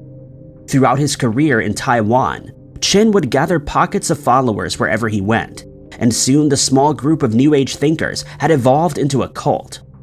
This terrifying cult held some extreme beliefs and went to great measures to drive their messages home to their followers, and ensured that they followed every teaching and word. Chen preached his beliefs to the cult, telling them that the universe was created by a nuclear blast and that God had decided to save a select group of people from North America. Many of his teachings included a blend of Taoism, Buddhism, and UFO beliefs, and Chen believed that God had used a UFO to rescue the people in North America. These bizarre and extreme beliefs are understood by few, and even those within Chen Tao didn't fully understand every aspect of them. They were confusing by design, giving Chen ultimate control over what and how his members learned. Members who got access to more sensitive information were perceived as better, and other members aspired to work and study as hard as them. Eventually, like most cults, Chen Tao came to a screeching halt in 1998. In the late 1990s, Chen and some of his members had moved to the US looking for enlightenment and UFOs. The group settled in Garland, Texas, and it would be here that Chen would make his final and most bizarre prediction. His members had been so brainwashed by the cult that they readily left their lives behind in Taiwan and blindly followed him to the US. Here, they created new lives under the direction of their leader, but in 1998, his plan failed. Chen had told his followers that God would appear on a TV station across the US and Canada. But as the broadcast continued without any interruption from a divine being, members began to see through Chen's teachings. When his prophecy failed, Chen knew that the cult was over, and within weeks it disbanded, leaving many members stranded. As bizarrely as the cult had appeared, it disappeared again, and nobody has been able to find any information about the group since. The cult may be operating underground, but there's been no mention of them in recent times. The whereabouts of Hongming Chen are unknown. Chen's legacy has left behind religion, UFOs, and a bizarre cult mystery that no one has been able to solve. The Manson family cult is a cult that needs no introduction. Their crimes shocked America and brought cults into the public view. Many Americans wondered why so many young people had joined this vicious cult, and after seeing its leader, Charles Manson, they were left wondering how a normal citizen could morph into a dangerous cult leader. The Manson family are known for the Tate LaBianca crimes, but there are a few other cases that have possible links to this mysterious cult, too. On November 16, 1969, the body of a woman was found on Mulholland Drive, and she bore similar wounds to those seen at the Tate and LaBianca crime scenes. California was still reeling over the loss of Sharon Tate, and the discovery of this woman mostly flew under the radar. The Los Angeles Police Department believed that the Manson family had struck again, but without any evidence, they were unable to move forward with the prosecution. The Los Angeles Police Department scoured missing person reports, but found no matches, and when nobody came forward to claim the woman, they dubbed her Sherry Doe, or Jane Doe 59. Sherry Doe was described as being between 20 and 30 years old, 5'9" and 112 pounds with green eyes, dark brown hair, and vaccination scars. Despite this public appeal, nobody came forward to claim her, and her remains were cremated soon after. With the cremation of her remains and evidence, the public believed that the likelihood of her case being solved was slim. But in 2015, a miracle happened. Cold case investigators found a piece of evidence that had been left over and decided to submit the evidence for DNA testing. New sketches were made, and Sherry Doe's profile was entered into the NamUs database. All of the efforts combined led to one name, Reet Jurvetson. Reet's sister submitted a DNA sample after being contacted by authorities, and by early 2016, they had confirmed that Sherry Doe was in fact Reet Jurvetson. Reet had left her home in Canada in October of 1969 and headed for California, telling her family that she was meeting up with a male friend named John or Gene. Just 2 weeks after Reet arrived in California, she was found deceased on Mulholland Drive. Many believe that this mysterious man holds the key to what happened to Reet, while others still strongly believe that the Manson family had something to do with it. The Manson family were operating in the area at the time, and Reet would have been the perfect target for the cult. Reet was described as a free-spirited and kind woman who wanted to explore the world, and it's easy to see how the cult may have drawn her in with the promise of freedom and exploration. Reed remained unidentified for 46 years, and the LAPD hopes that it won't take 46 more to get to the bottom of this scary mystery. Anyone with information is asked to contact the Los Angeles Police Department at 213-486-6818. By early 1970, the US had been swept up in a whirlwind of cults and the Manson family. Charles Manson and his band of followers had been rounded up and arrested, but the media circus surrounding the cult was only just beginning. There's a plethora of information out there about this mysterious cult, but there's also another unsolved mystery that lurks in the background and is rarely talked about. After being arrested, Charles Manson, Leslie Van Houten, Susan Atkins, and Patricia Krenwinkel were represented by attorney Ronald Hughes. Attorneys on both sides of the case spent months poring over records, interviews, and documents, but at the last minute, Ronald decided that he would no longer like to represent Charles Manson. According to reports, Ronald knew that he would likely win the case if he was able to convince the jury that the four women had been under the direct influence of Manson during the crime spree.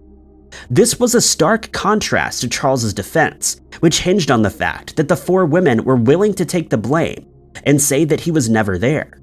When Ronald dropped Charles as a client, he became infuriated, and just weeks into the trial, something incredibly bizarre happened. As arguments flung around the courtroom, the proceedings came to a 2-week recess to give everyone involved a break. During that recess, Ronald Hughes mysteriously disappeared. In the days before the recess, Charles Manson was reported as saying that he never wanted to see Ronald in the courtroom again, and it appears that Charles got his wish.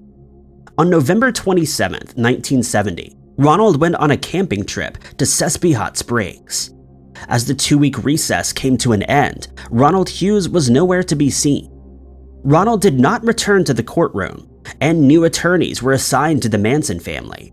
Meanwhile, investigators conducted large-scale searches for Ronald, but there was no sign of him. His disappearance, coupled with the trial, whipped up new hysteria surrounding the Manson family and other possible cults that were operating in the area. On March 29, 1971, the jury handed down their punishments to the Manson family, giving them all the sentence of capital punishment. Bizarrely, on that same day, Ronald's body was also found close to where he had gone missing. He was found wedged between 2 rocks, and due to a severe level of decomposition, the coroner was unable to determine a cause or even a time of passing. Many believe that Charles Manson orchestrated the disappearance of Ronald Hughes, and it's believed that this was an act of revenge for dropping him as a client. Was Charles Manson such a powerful cult leader that he was able to organize crimes while still on trial? The mystery of Charles Manson and his power over people is one that remains unsolved to this day. This is the cover of the 1925 edition of Science and Invention magazine. The cover features a bizarre-looking invention that almost looks like a gas mask. For those not in the know, this helmet might look like it was used by soldiers or scientists conducting dangerous experiments, but the truth is much weirder. This helmet, dubbed the Isolator, was invented with the everyday person in mind. Now more than ever in our technological world, we face distractions left, right, and center. Almost 100 years ago, our predecessors faced the same issue, which is how the Isolator came to be. In 1925, writer and inventor Hugo Gernsback discovered that he and those around him struggled to concentrate on their work for more than 5 minutes. In his writings, he spoke about a simple telephone ring or a doorbell being enough to pull him away from his work, impeding his progress. As a result, Hugo put down his writing pen and picked up a pencil. He designed the Isolator helmet, which was created to block out up to 95% of background noise. The helmet was lined with cork and felt, so as to keep out as much noise as possible. The 2 small eye holes were painted black, save for the 2 slits that allowed the wearer to only see what was directly in front of them. Gernsback commented that he wanted to ensure that the wearer could only see the paper they were working on and nothing more. In later iterations of the helmet, Gernsback changed out the mouth hole for a tube, allowing an oxygen tank to be fitted. Gernsback reported that the addition of the oxygen tank seemed to perk up wearers. Those who donned the helmet reported mixed results. Some said that it effectively kept them focused on the task at hand, while others reported that the dark conditions made them sleepy. Participants found it challenging to wear it for extended periods of time until the oxygen tank was introduced, but even then, the results were still mixed. Obviously, Gernbach's design never took off in the 1920s, and it became somewhat of a gimmick. Years later, Gernbach's cutting-edge design would be overshadowed by World War II, and inventors were reassigned to creating new outfits and appliances for the war. In recent years, the company Hochu Ryu has circled back to the design and created the Helmfon helmet. The new helmet draws on concepts from the Isolator, and we may be seeing this latest iteration of the helmet very soon. Annie Edson Taylor is a woman who's been forgotten by history. This photo of Annie standing next to her barrel may look innocent enough, but the truth becomes apparent when you dive into Annie's backstory.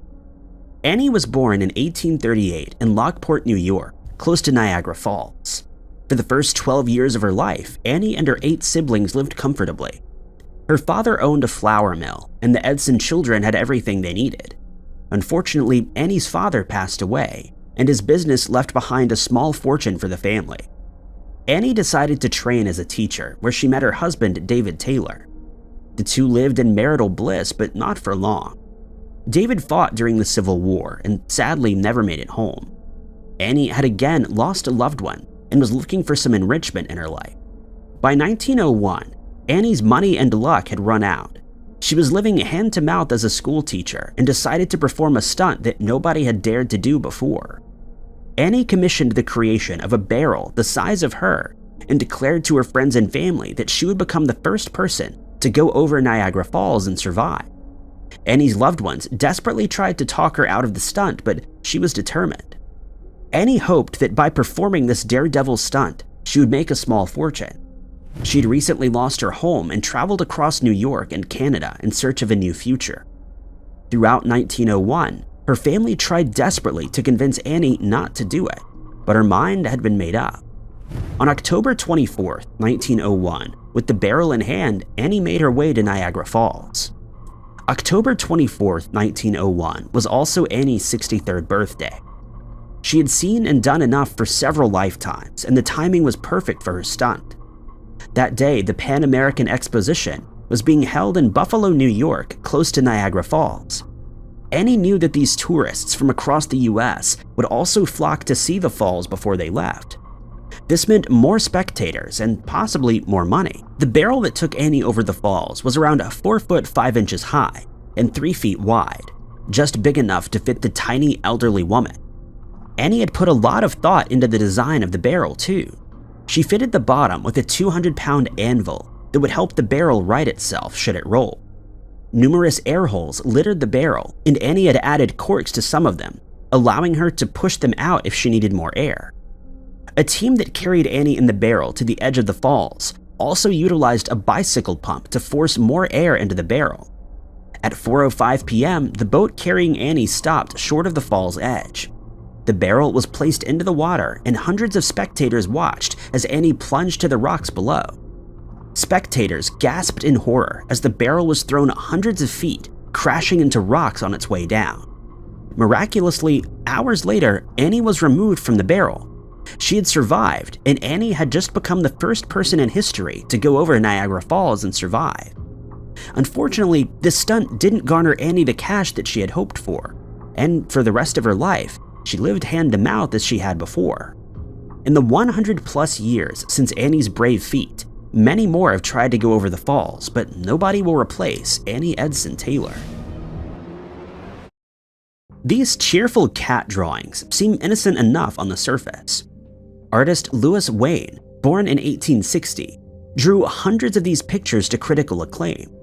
Louis's artistic talents would take him far, and he became a teacher at the prestigious West London School of Arts. Despite early criticism, Louis continued to draw cats, and slowly the British public fell in love. In 1886, at just 26, Louis had his first big break when he was asked to illustrate a children's book. Louis's career went from strength to strength, as did his personal life. He married Emily Richardson, and the two were deeply in love. Unfortunately, a few years before Lewis got his big break, his wife became ill. In an act of love and devotion to his sick wife, Lewis drew funny and lighthearted pictures of their cat Peter to lift his wife's spirits. When Emily passed away, Lewis's life fell down around him, and that's when the turmoil began. Depression and anxiety crept into his new widowed lifestyle, and his drawings began to reflect this. There were no more paintings of cats playing cricket, and Lewis replaced them with drawings that he titled "Cats Have Nightmares Too." Lewis's drawings became even more erratic in his final years, as displayed here. It's been theorized that Lewis had schizophrenia as a result of Toxoplasma gondii, which is found in cat waste. The paintings became increasingly psychedelic as years went by, and Lewis was eventually committed to a mental hospital. The once happy cats had been replaced with the stuff of nightmares. In September of 2014, 22-year-old Dar Patel, a student at Rutgers University, took this photograph of a black bear. While it may appear to be a stunning wildlife shot, this was the last photo that Darsh ever took. On September 21st, Darsh and 4 friends headed to West Milford, New Jersey for a much-needed relaxing hike. As the group made their way through the forest, they noticed a 300-pound black bear in the distance. The group slowly tried to back away, but the bear continued to follow them. Darsh snapped these shots as the bear drew closer and closer. When the bear was close, the group split up and took off running in separate directions. Eventually, they regrouped, but one of them was missing, Darsh. The group called 911 and requested their assistance as soon as possible. When rescuers entered the Apshua Preserve, they found Darsh's body. He had been mauled by the 300-pound black bear and left on the forest floor. Unfortunately, there was nothing paramedics could do for Darsh. He was pronounced deceased shortly after. On his person, they found his phone and discovered this eerie image of the black bear, drawing closer and closer. Darsh became the first person in New Jersey history to pass away due to a bear attack. Rutgers University posthumously awarded Darsh with his degree, as he was in his final year at the time. Wildlife experts said that bear attacks on humans are rare, and black bears often back down if confronted. If you find yourself face to face with a black bear, experts recommend that you back away slowly and not look the bear in the eyes. Take a look at this photo. Can you see anything out of place? In 2016, 3 men were hiking in Santa Barbara when they snapped these pictures. After reviewing the images, when they reached the top, the men spotted something in the rocks below, a woman with fiery red hair. Her red hair made her stand out amongst the greenery, and ultimately it saved her life. This is the story of Sailor Gilliams. In March of 2016, 22-year-old Sailor Gilliams and her friend 22-year-old Brendan Vega headed to a trail in Santa Barbara, California. They were relatively inexperienced and likely shouldn't have tackled that specific trail. The trip was going well, that was until Sailor fell from a rock, breaking her leg. As if things couldn't get any worse, while trying to carry Sailor, Brendan too lost his footing and the two tumbled. Sailor broke her ankle and Brendan broke his elbow. Unable to walk, Sailor stayed where she was while Brendan went to go get help. As the sun set, she realized that Brendan wasn't coming back. She screamed all night, hoping someone would hear her desperate pleas, but nobody came. Then, the next afternoon, help arrived in the shape of 3 hikers. Had it not been for Sailor's bright red hair sticking out in the photo, it's likely she may have never been discovered. By the time she was recovered, she'd suffered a broken leg, 2 broken ankles, and a broken wrist. She described how her lungs had given out after screaming all night. Sailor was airlifted to the nearest hospital, but unfortunately, Brendan didn't survive. Next time you take a photo, take a moment to look at it closer, because you never know what you might find. These mysterious photos might look like something out of a Hollywood movie. In reality, they supposedly capture a strange incident that took place over the skies of Washington, D.C. in 1952. What became known as the Washington UFO incident began shortly before midnight on July 19, 1952. An air traffic controller at Washington National Airport noticed 7 strange blips on his radar screen. He knew these didn't correspond to any known aircraft in the area, and they didn't follow any normal flight pattern. While this alone was alarming enough, The mysterious unidentified objects then began to move over the White House and Capitol building. After checking that the radar wasn't simply malfunctioning, operators at Washington National Airport contacted other air bases to confirm that they were seeing the same thing. Andrews Air Force Base, located 10 miles away, initially said they weren't seeing anything. Then an airman radioed in to report some strange objects in the sky. Over the course of the night, both radar operators at the National Airport and Andrews tracked mysterious objects on their radar screens, while pilots reported strange lights that looked like shooting stars without tails. On one occasion, there was a cluster of unidentified objects that disappeared as two jets from Newcastle Air Force Base in Delaware approached the Washington area. But when the jets turned around, the mysterious objects returned. Not only did the UFOs seem to be intelligent, but they also had access to radio traffic. The mysterious objects had disappeared by sunrise, but the strange events of the night captured headlines across the country. Then, the following weekend, the strange blips started again. This time, the incidents started earlier. At 8:15 p.m., a pilot and stewardess aboard the National Airways flight to Washington reported some strange objects above their plane. For the next several hours, the mysterious objects were seen on the radar, by witnesses on the ground, and by pilots in the air. Often, the radar blips corresponded exactly with what witnesses were seeing. When exactly the famous mysterious photos of the Capitol building were taken is unclear. The photos show a string of unexplained lights hanging in the sky behind the building. These allegedly matched what witnesses saw and were circulating across the country. The Air Force tried to explain away the mysterious radar UFOs as temperature inversions, when a layer of cold air is trapped under a layer of hot air. The lights that people saw were explained away as moisture in the air, causing reflections. Some have pointed out how the lights in the mysterious photo seem to line up with the lights in the building below, but just how perfectly these two phenomena supposedly lined up seemed to be too big of a coincidence for many. The moon is possibly one of the most photographed objects in the world, but one photo taken in 1953 is more mysterious than the rest. The photograph was taken by physician Dr. Leon Stewart in November of 1953. Stewart was an amateur astronomer and had just bought a new camera for his telescope. While playing around with the camera, he managed to capture something entirely unexplained. Stewart witnessed what he described as a flare on the surface of the moon. It lasted 8 seconds. Stewart believed he'd witnessed an asteroid hitting the moon. While he watched the event unfold, Stewart took his mysterious photo through the telescope. A bright light can be clearly seen in the almost exact center of the moon. Stewart sent the photographs to the Strolling Astronomer newsletter in 1956 with his story and theory about what had happened. At first, the scientific community dismissed Stewart's theory. They believed it was more likely the flash of a meteor burning up in the Earth's atmosphere. It was only by chance that it appeared to be on the surface of the moon.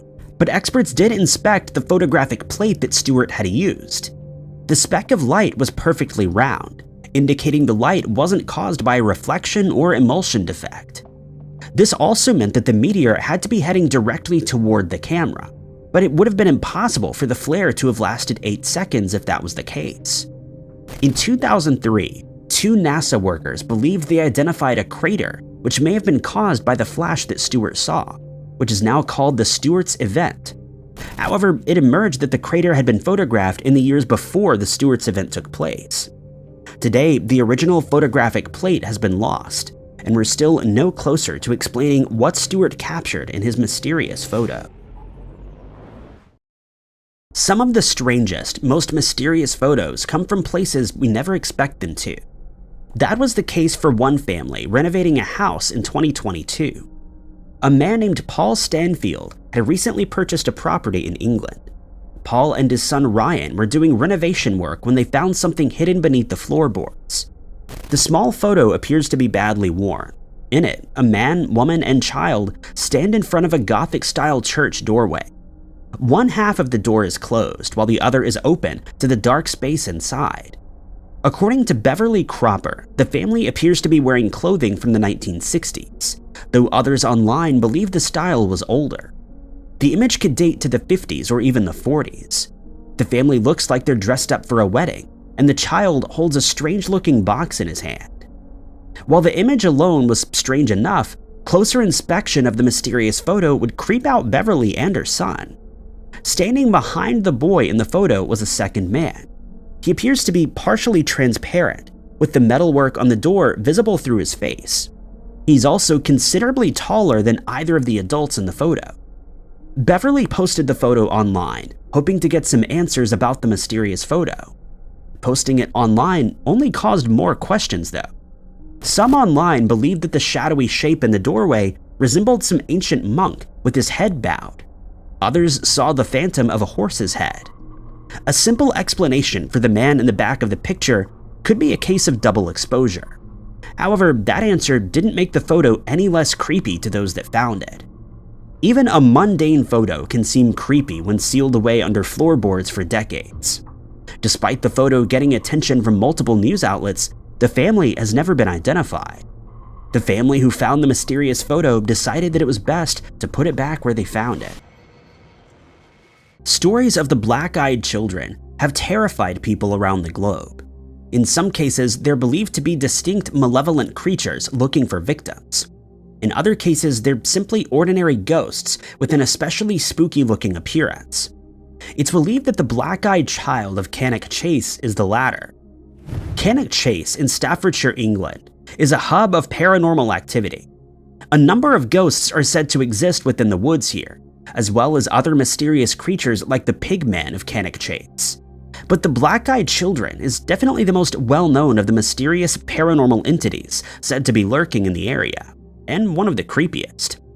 The sightings of the mysterious figure began in the 1980s. The ghost has a childlike appearance, is extremely pale, and has sunken black eyes. She, or it, doesn't necessarily give off an evil aura, and it isn't known to have hurt anybody. One story of a sighting describes a girl simply staring at the witness before disappearing into thin air. Other stories are slightly more disturbing. During 2021, 2 teens breaking lockdown restrictions to go camping in the woods allegedly saw the black-eyed child. While in their tent, the 2 witnesses heard footsteps. At first, they believed the creature was a deer, but as it got closer, they believed it sounded more human-like. They peeked out of their tent and spotted the girl at a distance. According to the witnesses, she moved in a way that wasn't human, teleporting from tree to tree. For some reason, the teens decided to stay but didn't manage to get any sleep. When the sun rose, they finally left their camping spot. As they left, they saw the girl again and ran to their car while shouting at it to leave them alone. Alone, these stories would be nothing more than the countless pieces of folklore from the UK. But in 2014, the entity was allegedly captured on camera. Christine Hamlet describes herself as a rescue clairvoyant who aims to help spirits in the afterlife. She traveled to Cannock Chase with her husband with the aim of making contact with the entity. Her husband was the one to take the clearest photo of the child, snapping the picture while scanning the area. In the mysterious photo, the entity can be seen dressed in white and appears to be praying. Other photos captured show the spirit peeking out from behind a tree. According to Christine, the ghost is the victim of an epidemic that took place in the 1800s. The illness would have affected the eyes, which led to the extremely creepy appearance of the ghost. In France in 2004, a mystery 80 years in the making was uncovered. What could have just been a simple administration error was made even more confusing by a mysterious photo taken of 2 women claiming to be the same person. Meline Mores was born in 1924 to Albert and Anna Mores in a small village in northeast France. When she was very young, her father abandoned the family, and her mother was forced to put young Meline in foster care. Despite this, Meline went on to have a normal life. When she grew up, she married a railway worker, and in the 1960s, moved away to Algeria with him. For the next 40 years or so, there were no issues, and Meline was apparently happy with life in Africa. But in 2004, the now 80-year-old decided to return home to France. Having been out of the country for so long, she was expecting a long bureaucratic process to help her get government IDs and begin to claim her pension. But that process became even longer when it was uncovered that records showed Meline had been claiming her pension for 2 years already. Another woman, claiming to be Meline, had spent her life living in France. In 2002, she'd begun claiming her pension, which equated to less than $600 a month. At first, police suspected identity theft. They brought the two women together, believing one of them would confess to the crime, when they realized that they'd been found out. The two 80-year-old women met one another. They looked extremely similar, and even stranger, both had all the necessary paperwork to prove that they were Meline Mores. They both had the same birth certificate, identifying them as Meline Paul Helene Mores, born to Albert and Anna Mores on the same day. They both had the same story of being abandoned by their father and put into foster care, but neither said that they had a sister. The Meline who lived in Algeria had a brother who was confirmed to be part of the Mores family. He gave DNA to be tested against the two women, which proved that the woman he had known as his sister all of his life was indeed his sister.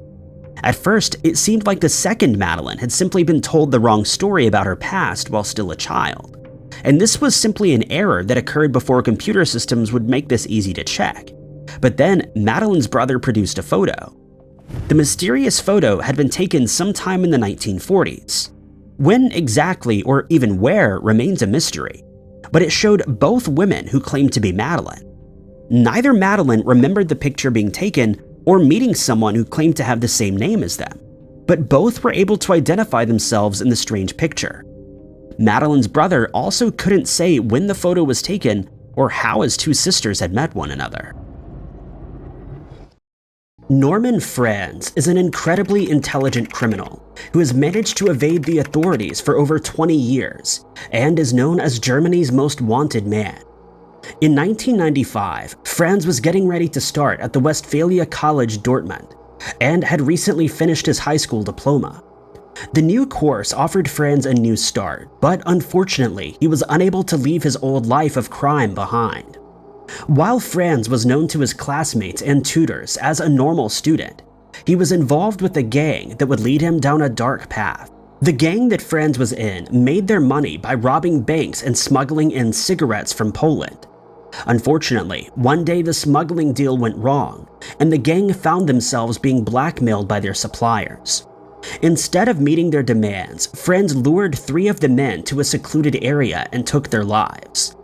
The police quickly caught up to this incident, and the shady dealings of the gang were quickly revealed.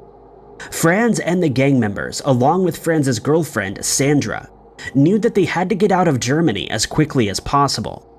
Unfortunately for Franz, he was captured as he was trying to enter France, and it appeared to authorities that his spree was finally over. That wasn't the case though, and just a few years after being found guilty and sentenced to 2 life sentences and transferred to Hagen prison, Franz escaped. He was able to escape by sawing through the bars on the window of his cell using a homemade tool. The authorities knew that Franz was both dangerous and intelligent, and was extremely frightened by his sudden escape. Franz went on yet another crime spree, which saw him attacking bank guards while his gang stole money from the inside. Franz and the group made away with the money, and the wanted criminal decided to head to Portugal since the heat was too much to handle in Germany. Franz and his wife Sandra packed up their things and moved, thinking that they had outsmarted the authorities. Portugal should have been a fresh start for the criminal duo, but little did they know that Europol and European authorities were desperately waiting to catch them. It didn't take long before Franz, who was living under the assumed name of Karsten Muller and Michael Stuver, was met with yet another knock at the door. Portuguese investigators had finally caught up with Franz in collaboration with the German authorities, and everyone breathed a collective sigh of relief when the news of his arrest got out. Preparations were made by the German courts to have Franz extradited back to Germany to face further charges and also serve his 2 life sentences. Unfortunately, before Franz could ever be sent back to Germany to face justice, he once again escaped. Just like before, he used a tool that he made in prison to saw through the bars on his window, leaping to his freedom. Ever since his escape in late 1998, he's been wanted by German authorities and Europol, and there's currently a $20,000 reward for any information that leads to his arrest. In January of 2022, a shocking new sighting of Franz was made. This sighting was made in the Caribbean, and investigators hope that this sighting brings them one step closer to Franz. He's considered to be armed and dangerous, and anyone with information is asked to contact Europol at 3170-302-5000.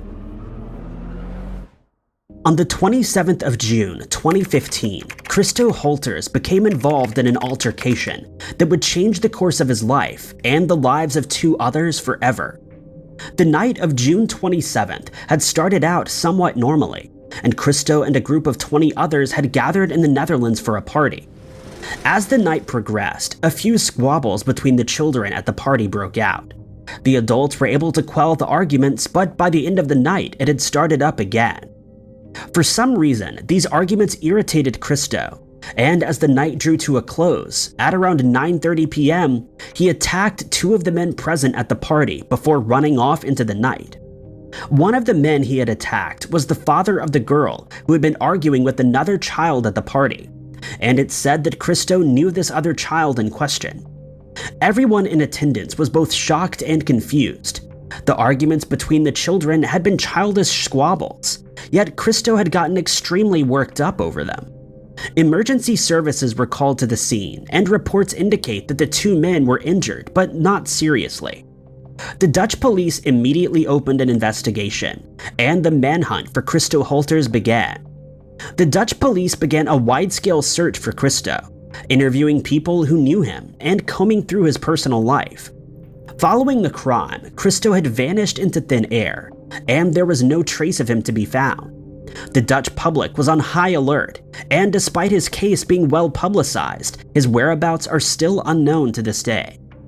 According to the Europol website, Christo may be living in Morocco under the alias of Christo Hermans, using a fake passport. The vanishing of Christo has mystified investigators, and they have still not been able to catch up with him almost 7 years later. Christo's case is one of the most mysterious in all of the Netherlands, and both the Dutch police and Europol are appealing to anyone with information to come forward. Christo has been charged and is facing a 12-year prison sentence for his crimes. Anyone with information is asked to call Europol at 3170-302-5000. To the outside world, Ava Zeknova was a happy and successful businesswoman who owned her own florist shop in a Slovakian village and was married to the man of her dreams. Or so it seemed, and while the 2 were able to keep outward appearances, there was something much darker brewing behind closed doors. In 2014, Ava approached a friend, Martin, and asked him to do the unthinkable. She put a hit out on her husband's life and promised that in return, Martin would receive a payment of 50,000 euros, claiming that she did not want to feed her husband anymore. Ava also told Martin that the plan was to make her husband disappear so that she could claim the house and the rest of his estate in absence. For Ava, the plan was slowly coming together, and she had even provided Martin with the necessary tools, but she had no idea that Martin had turned on her and had run straight to the police. As the date of the hit came around, Martin and the Slovakian police worked closely to ensure the safety of Ava's husband. On January 17, 2014, the day that Ava had marked on her calendar, the Slovakian authorities worked with Martin to stage the event, while ensuring that her husband made it out alive. This plan worked, and when Ava returned to the home that she and her husband shared, she was arrested and her case was taken before the courts. It appears from Slovakian newspapers and reports that the evidence against Ava was considered questionable at the time. Ava was sent to jail. However, she was released shortly after due to being pregnant. Since then, the case has been going back and forth in the Slovakian legal system, and Ava has been a free woman ever since. It wasn't until 2020 that the courts finally returned a verdict of guilty after numerous appeals by Ava and her legal team. Ava has since been listed as a wanted person by Europol and Slovakian authorities, who are keen to track her down and have her serve an 8-year prison sentence. Anyone with information on Ava's whereabouts is asked to contact Europol at 3170-302-5000. On the morning of March 14, 1986, passers-by noticed the body of a woman on railroad tracks close to the Barbara Cemetery in Linz, Austria. The police were called to the scene, and the woman was identified as Elfried Hochgaderer, who had been known in the area as a street worker. The crime garnered some attention. However, due to the nature of Elfried's work, it was mostly ignored and disregarded by the public due to the attitudes at the time. While the public and media disregarded the case, the Austrian police did not, and they immediately began looking for the person responsible. After talking to witnesses and interviewing those who knew Elfried, they were led to Tibor FCO, the owner of the Bunny Bar, who was located close to where her body was found. Tibor at first denied having anything to do with the crime, and his wife even testified that he was innocent. But forensic evidence proved otherwise. Evidence recovered from the scene placed Tibor there, and he was promptly arrested. During his arrest and interviews, Tibor protested his innocence, telling officers that he did not have anything to do with it, but forensics don't lie. The questioning continued, and Tibor was transferred to his cell and awaited his day in court. Eventually, he confessed, telling the Austrian authorities that he'd been forced into the crime by a female accomplice named Regina Ungar. Ungar was arrested and charged with the crime, and during the intense questioning, she also revealed another person of interest, Hans Loeffler. Now with 3 suspects, the trial began, and Ungar and Loeffler were later both acquitted on all charges, after lengthy court battles and numerous years spent in prison. While the 2 star witnesses and accomplices battled through the court system, Tibor was finally found guilty and sentenced to serve life in prison. But this wasn't the end for Tibor. Just years later, in 1995, when he was on day release to study at the University of Linz, he made a daring escape. Tibor managed to fight his way through the prison guards that were there with him, and jumped onto a black Kawasaki ZX750F motorcycle, and rode off into the distance. This escape had been no coincidence, and the event had been carefully planned right down to the finer details, and he had been supplied with a backpack full of items and a sleeping bag. The prison guards quickly reported his escape, and ever since that fateful day in 1995, Tibor has been on the run. Following his escape, the Criminal Intelligence Service of Austria posted a €20,000 reward for any information that leads to his arrest. However, so far, no viable leads have ever come to light. Europol is also involved in Tibor's case and is working tirelessly to put him back behind bars where he belongs. Tibor FCO is considered dangerous, and anyone with information is asked to contact Europol at 3170-302-5000. What should have been the holiday of a lifetime for George Lowe and his friend Ben Barker quickly turned into a nightmare.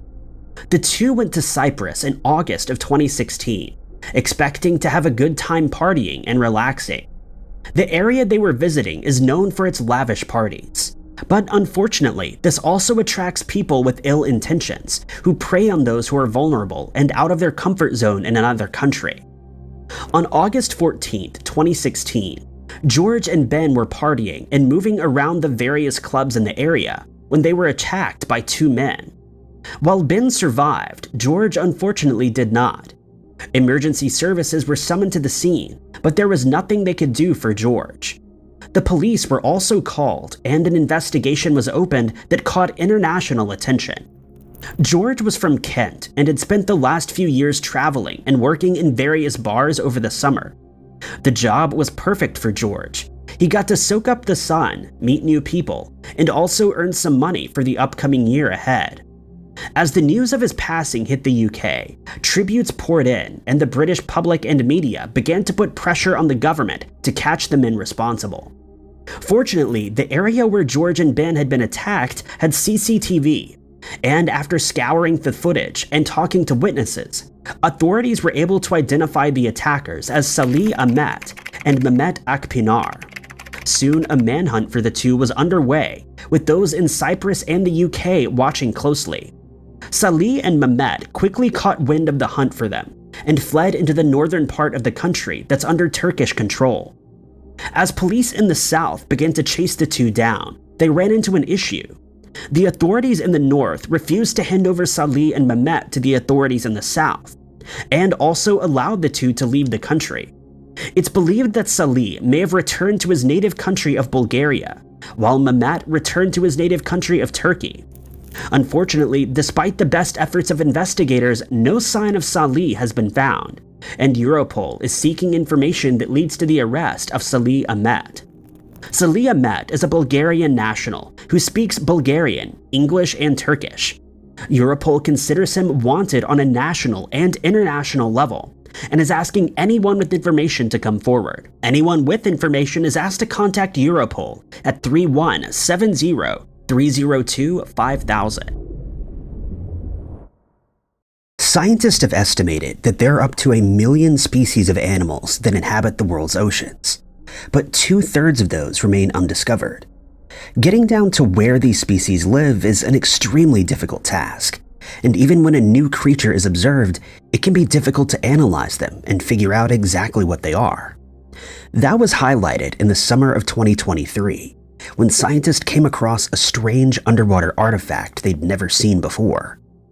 The Seascape Alaska 5 expedition was an expedition run by the National Oceanic and Atmospheric Administration between August and September of 2023. Scientists used 19 remote-controlled submersibles to explore the seafloor in the Gulf of Alaska. During one of these dives, the submersible came across an object that the scientists had never seen before. It looked like a golden orb, which was fashioned tightly to the seafloor rocks. It was roughly 10 centimeters across and had a hole in the center, as if something had broken into the orb or broken out. One of the submersible's robotic arms was made to brush against the object. It found that it had a skin-like texture, which was damaged when the metal touched it. The submersible then collected the object with a suction tube, so it could be brought to the surface and analyzed properly. The orb was found during a live stream, and the scientist at the time put forward some suggestions about what it could be. It isn't unusual to find deep-sea coral in this location, and that was one suggestion. But the most likely answer to this question was that it was either a sea sponge or the casing of an egg. There were many bright white sea sponges attached to the rocks where the mystery orb was found. Visually, there were some similarities in the shape between these sponges and the golden orb, but they weren't similar enough for scientists to be certain what it was. There are over 8,000 known species of sea sponges, but so far, scientists haven't been able to identify this golden object as any of them. The other possibility, that it was a casing for an egg, is even more intriguing. Many sea creatures will attach their eggs to rocks at the bottom of the ocean to stop them from being moved by the ocean current. But no known creature has eggs like this. The size of the orb is much larger than typical fish eggs, and it's extremely unusual for a single egg to be found by itself. Normally, sea creatures will lay multiple eggs in a single location. It's possible the other eggs were eaten by another sea creature, or that this unidentified species simply only lays eggs one at a time. Whatever it is, the orb was brought aboard the research ship and preserved so that it could be taken back to laboratories and studied further. Scientists were hopeful that they would get an answer to this strange mystery, but it would take some time for that to happen. This isn't the only mystery orb that's been discovered in the ocean in recent years either. In 2016, the research vessel, exploration vessel Nautilus, was exploring the sea off the coast of California when it came across a bright purple orb. This one exhibited independent movement, which the Alaskan orb didn't. It unfurled into 2 lobes and was about half the size of the Alaskan orb. In this case, scientists speculated that it may have been a type of gastropod, either a new species or one that isn't typically found in that area. Number 9. On May 27, 1968, the USS Scorpion was scheduled to arrive at her home port after weeks in the Atlantic and Mediterranean. She would never return and was later found at the bottom of the ocean. But the Scorpion wasn't the first submarine to disappear in 1968, or the first to vanish for unknown reasons. In the first 6 months of 1968, 4 submarines from 4 different countries would all vanish without explanation. Half a century later, these mysterious events remain unsolved. The first to vanish was the INS Dakar. The Dakar was a T-class submarine that had been part of the British Navy during the Second World War. It had since been brought to the Israeli government and spent years in the seas around northern Europe in training. January 29, 1968, was supposed to be Dakar's first arrival in Israel, but 4 days earlier she disappeared. Her last message came just after midnight on January 25th. The submarine's last known location was just east of Crete.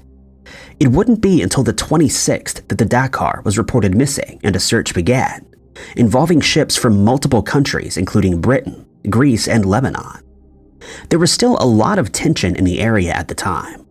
In October of 1967, there was a conflict between Egypt and Israel after the destruction of an Israeli destroyer by the Egyptian Navy. At first, there was a worry that this might have also been the result of some kind of conflict, but that was quickly ruled out. The cause of Dakar's sinking remained a mystery, though, in part because the wreck of the vessel wouldn't be found until 1999. Theories about the cause of the sinking include human error, or that the boat's snorkel was damaged after contact with another boat in a storm. Just days after the Dakar vanished, the French submarine Minerve was reported missing. She'd been sailing in the Mediterranean just south of France and was traveling using her snorkel. That meant she wouldn't be too far beneath the surface. On the morning of January 27th, the boat made radio contact with an aircraft to tell them that the Minerve would be reaching port in a few hours. It was the last contact anybody had with the vessel. When she didn't arrive in port, a search for the Minerve began. There was no obvious explanation for her disappearance. The captain was extremely experienced and had never had any problems before, and the boat itself didn't have any known issues. There had been a storm in the area, though, and it seemed likely that the cause of the disappearance was the same thing that had sunk the Dakar: bad weather, possibly damaging the boat while it was so close to the surface. Like the Dakar, it would be decades before the boat was found, resting in 3 pieces at the bottom of the sea. Both incidents were a tragic loss, but it would be the third submarine to vanish in 1968 that would be the most mysterious. The K-129 was a Soviet vessel equipped with missiles that disappeared somewhere in the Pacific Ocean. On March 8th, the boat was supposed to send a scheduled radio message after 2 weeks of silence. That message never came, and a search for the vessel immediately began. The Soviet Navy spent 2 months trying to locate the ship.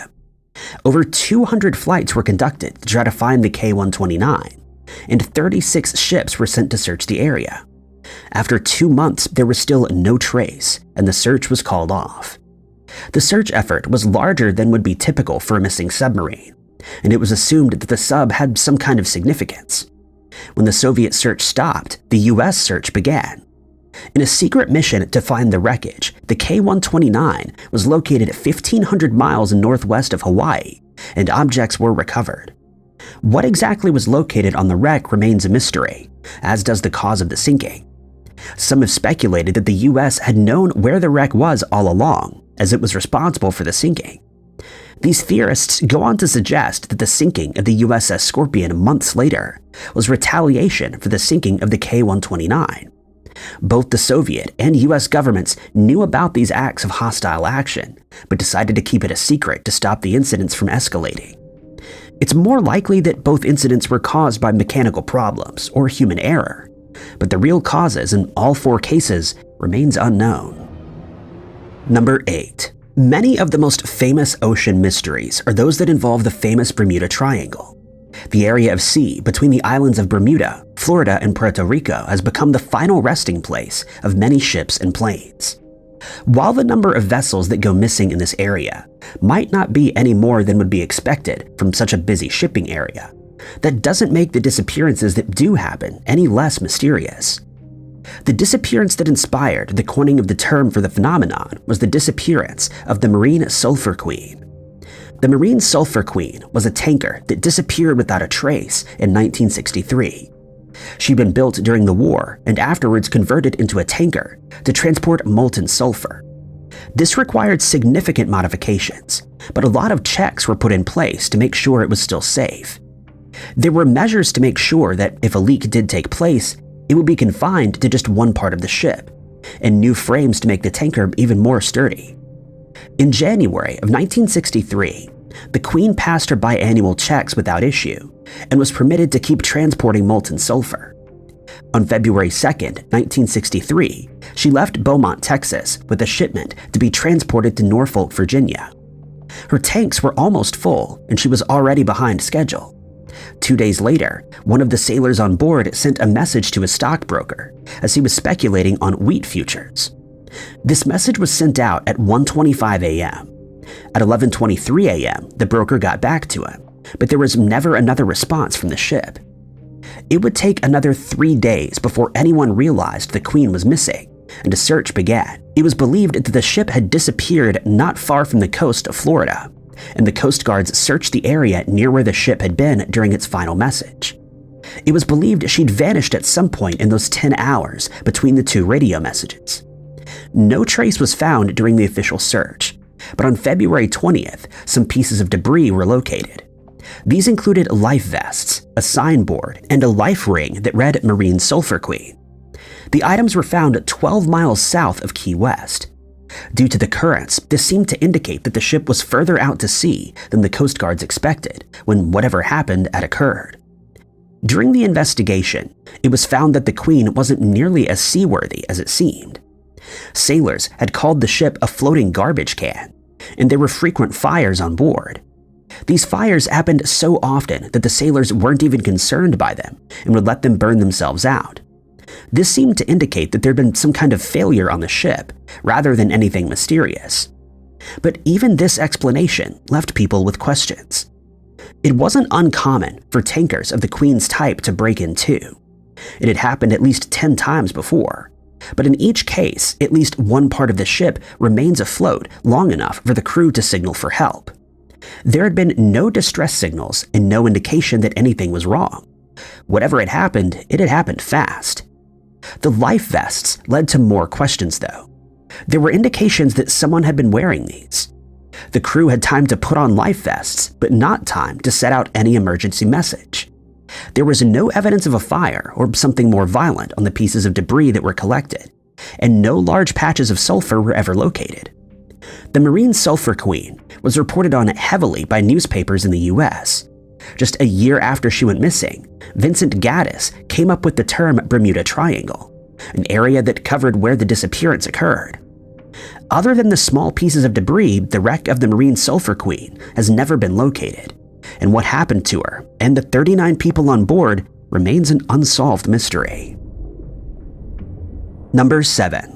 The disappearance of the SS Poet is an ocean mystery that has attracted a wide range of theories, including those that could be considered conspiracies. But while there are many theories, there's very little evidence or chance of an answer ever being found. The Poet was a former transport ship used by the US Navy during World War II. In the 1960s, it was converted for civilian use, and in 1979, bought by the Hawaiian Eugenia Corporation. It was this organization that named her the Poet and set the ship up to transport cargo across the Atlantic. On the 24th of October, 1980, she left Philadelphia with a crew of 34 people and a cargo of corn. Most of the crew members had been sailing for many years. It was an unpopular job, mostly because the crew would be traveling to Egypt, and it wasn't considered an exciting journey, but it would mean that the crew would be home in time for the holidays. The ship was supposed to send updates every 2 nights, giving its location and other details about its journey. The first of these came during its first evening at sea. At just after midnight that night, the last contact with the Poet came. One of the crew members spoke with his wife over the ship-to-shore radio. Everything seemed fine, and there was no reason why he wouldn't be home when the job was finished. Even though the ship was supposed to check in every 2 days, it took several missed check-ins before the ship's owner contacted authorities. He believed they'd missed the check-in due to atmospheric issues or something similar. It wasn't until November 3rd when the Coast Guard was contacted, and a search for the ship began on November 8th. For 10 days, ships searched the area around where the Poet was last seen in search of any clues. The search ended with no answers. There had been a storm in the path of the Poet the day after she was last heard from. Several smaller ships were sunk, though their crews managed to survive the ordeal. At 500 feet in length, the Poet would have been able to handle the storm, as long as everything aboard was working correctly. It was speculated that the ship hadn't been seaworthy. It had recently passed the required checks, but there was at least one vault door that malfunctioned frequently. It was possible that this or something else aboard the ship had broken, letting water get to the corn. If the corn expanded, it would have damaged the ship further and sunk it. There are some other wild theories, though. Some suggested that the ship had been hijacked by the Gambino mob family, who had taken it to Iran. There, the cargo and the ship itself were sold so the hijackers could acquire controlled substances to be sold in the US. Another believed Ronald Reagan or someone from his team was responsible. When the ship went missing, the 1980 election hadn't taken place, but the theory suggests that someone on Reagan's team hijacked the ship to transport weapons to Iran. In both of these cases, it would require the ship to be transported across the Atlantic without anybody noticing. The Bermuda Triangle is another explanation people have put forward. An eerie message was received by a radio operator in Baltimore the day after the poet's last contact. It was a clear but weak auto alarm system which abruptly cut off. There's nothing to say for certain this was the poet, but if it was, this might have been someone's final attempt for help. More than 40 years on, neither the poet nor any answers to this strange mystery have been found. Number 6. An unsolved oceanic mystery that's been baffling scientists for decades is the cause behind a disturbing phenomenon that seems to be on the rise.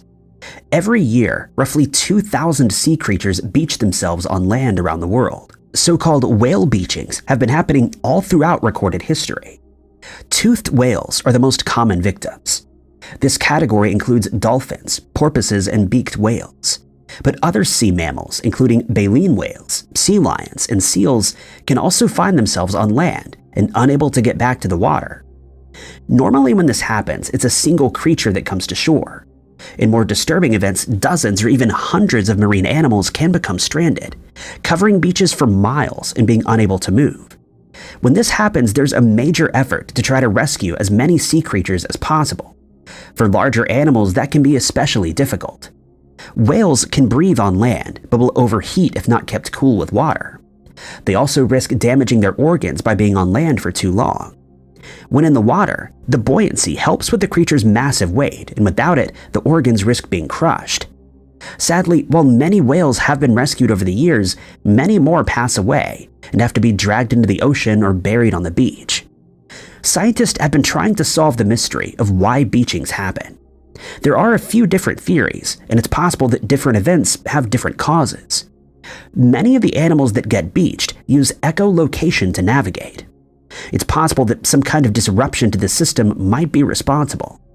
They could misinterpret readings or possibly suffer from hearing loss that would lead them into shallow waters rather than the deeper ocean.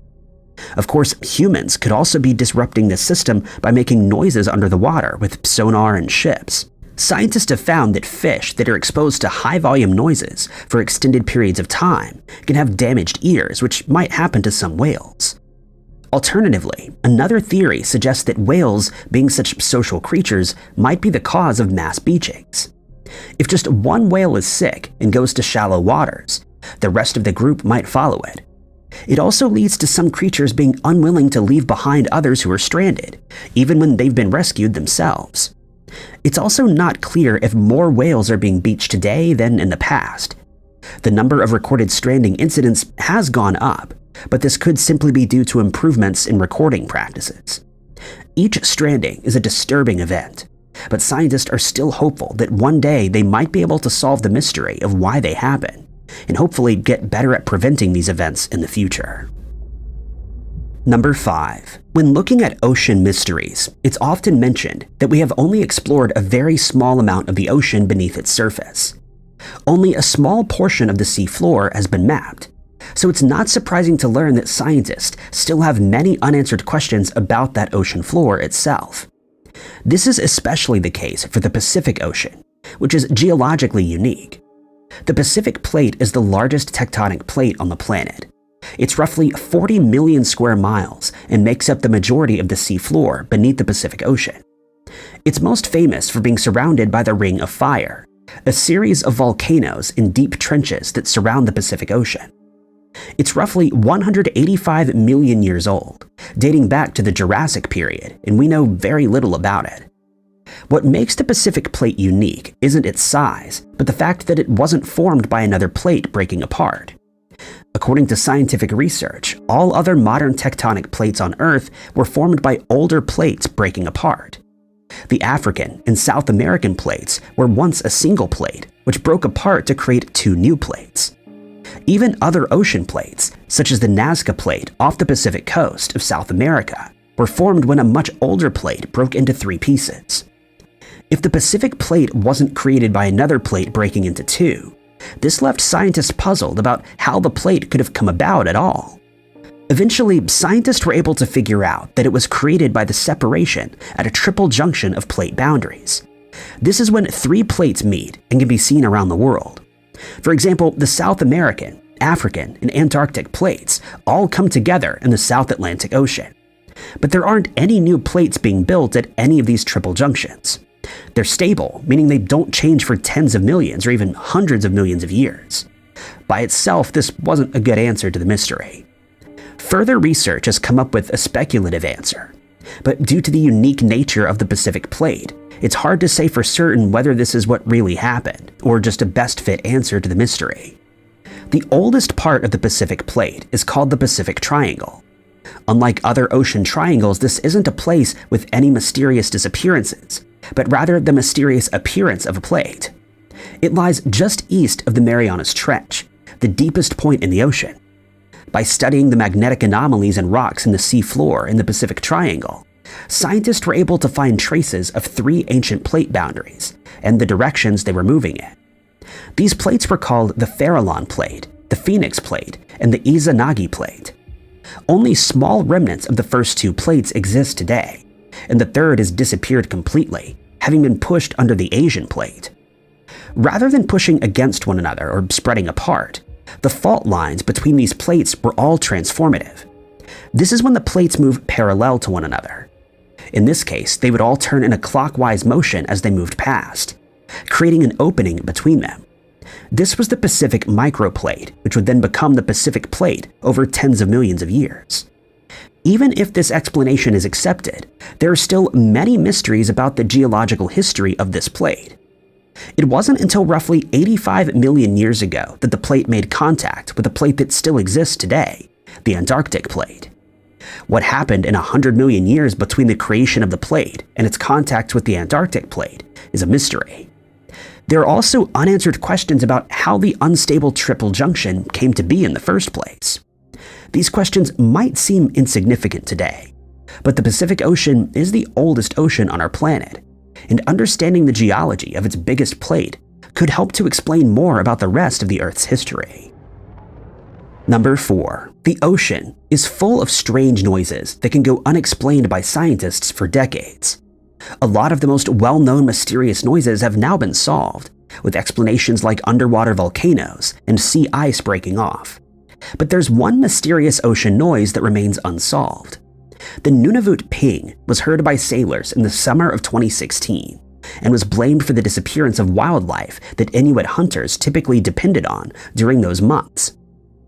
The sound was said to originate on or near the sea floor in the Fury and Hecla Strait, an Arctic seawater channel in the far north of Canada. This area is particularly important for hunters, as there's normally an abundance of sea mammals in both the summer and winter months. It also serves as a migratory route for bowhead whales. It's an important food source for those living in the region. But in 2016, hunters noticed that there wasn't much wildlife at all. Those familiar with the region found it eerily empty, as if something had scared off all the wildlife. At some point during the summer, sailboats traveling through the area brought with them an explanation. Sailors had picked up a pinging noise on their radar that seemed to be emanating from the sea floor. Some spoke about the ping on a local radio show, and it wasn't long before others called in to say that they'd picked up the mysterious Nunavut ping too.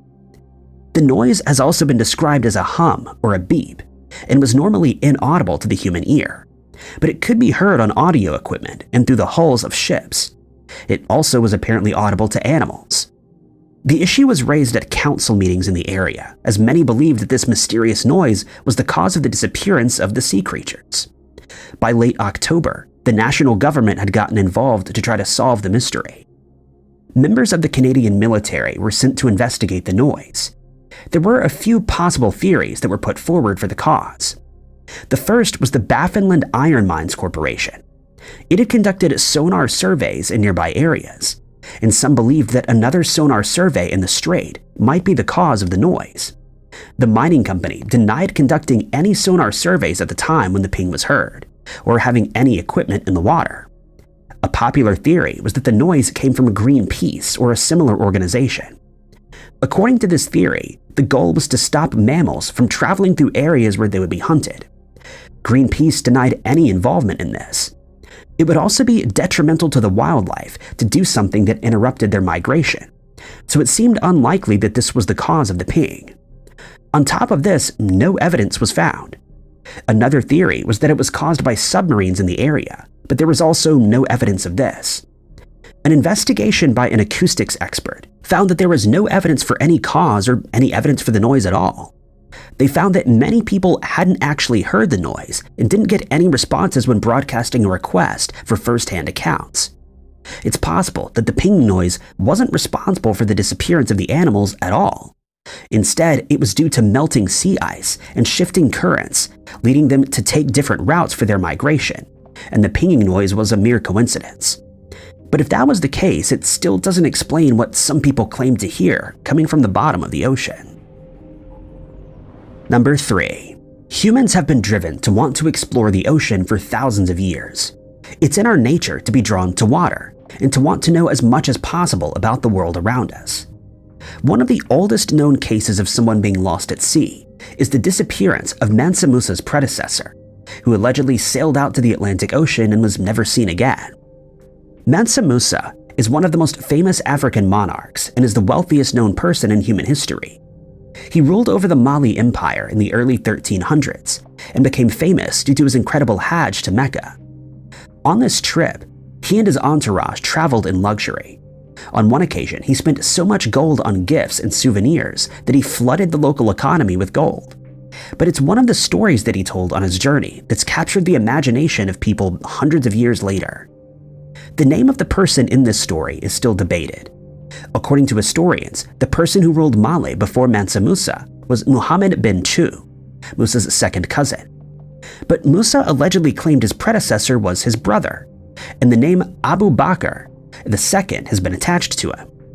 The name Abu Bakr is used the most often. The story takes place during the king's rule around the year 1312. At this point, the Mali Empire stretched from the Atlantic Ocean into Africa's interior. It was one of the wealthiest empires in the world. A large reason for this was the gold mines that the empire sat on top of. It was an important trade for him and became a place where scholars would journey to.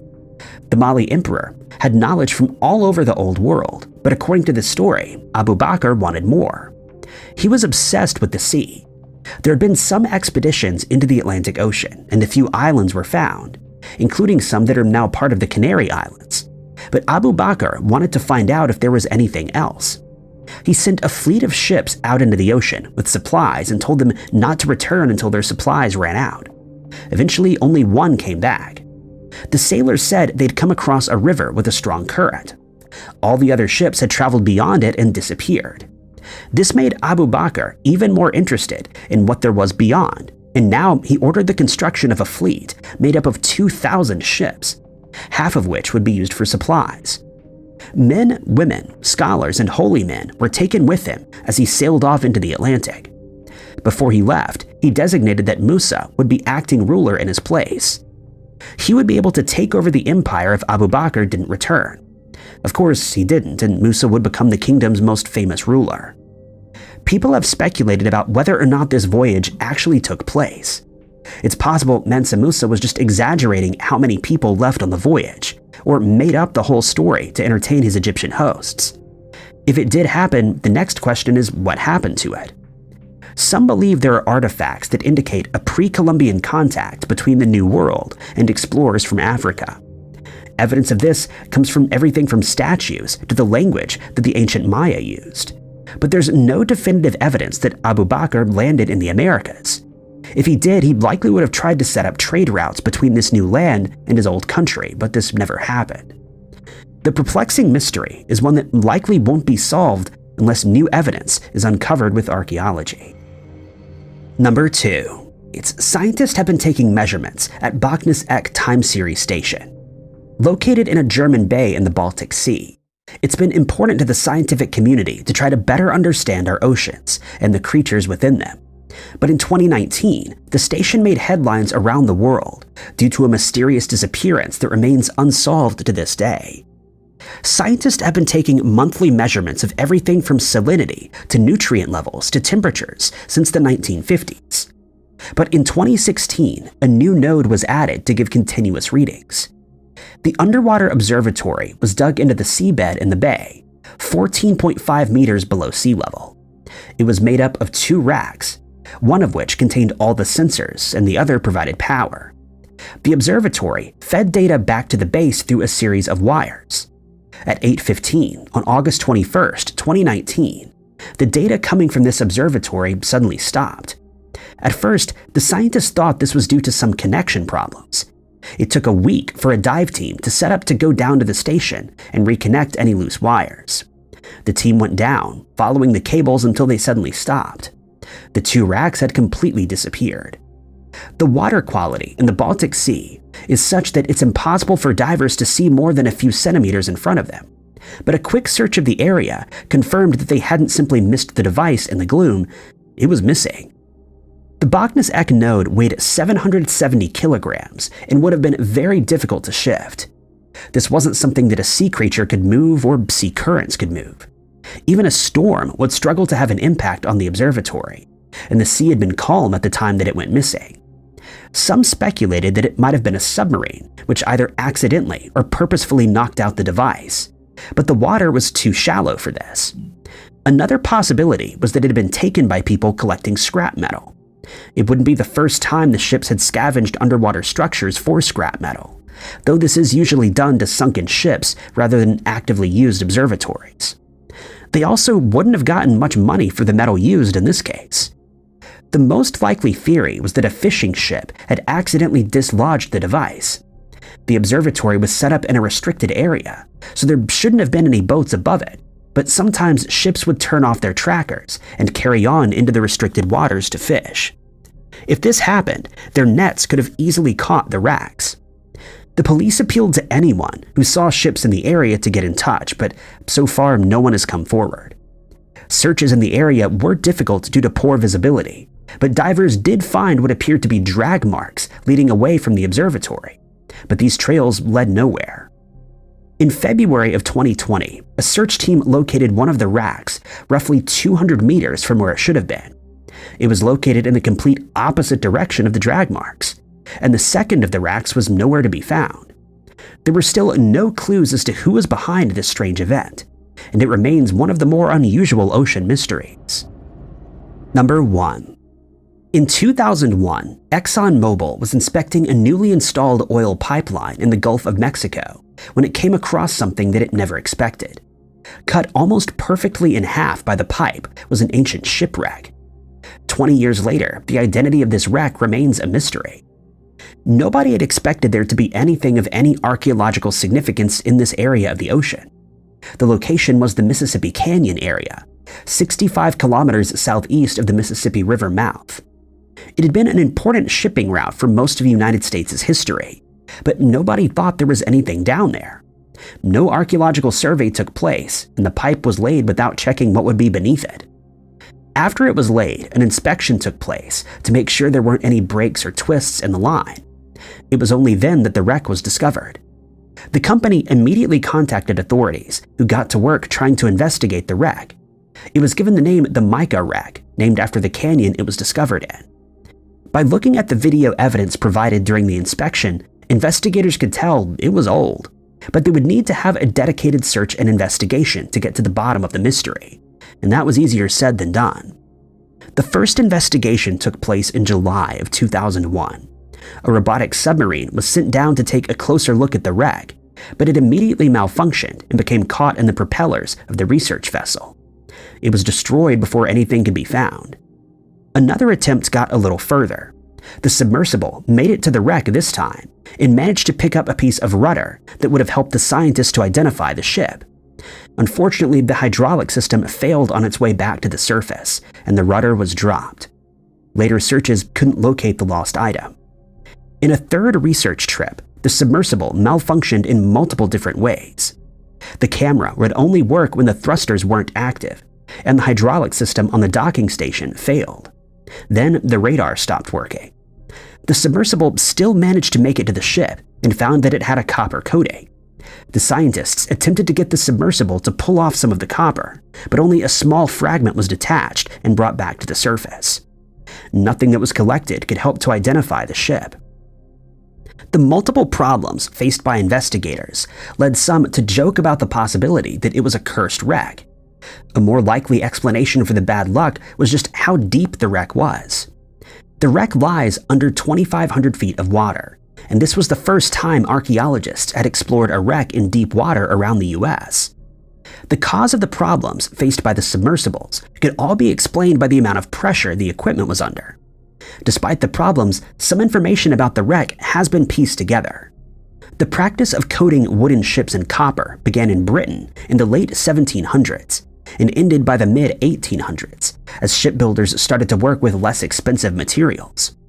Historians estimated that it was built around 1810. Wood collected from the wreck also confirms that it was either built or repaired in the northeast US. It had 2 masts and probably contained cargo, though that has since been disintegrated. It might have been used to transport cotton to Europe or bring back luxury goods.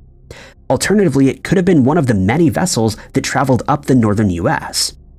Unless more dives take place, it's unlikely we'll ever get an answer to this strange mystery. Thank you guys so much for watching. If you liked this video, be sure to hit that like button. Also, don't forget to subscribe and click that notification bell to keep up to date with all of our future uploads. But my name is Ty Knotts, and I'll catch you guys in the next video.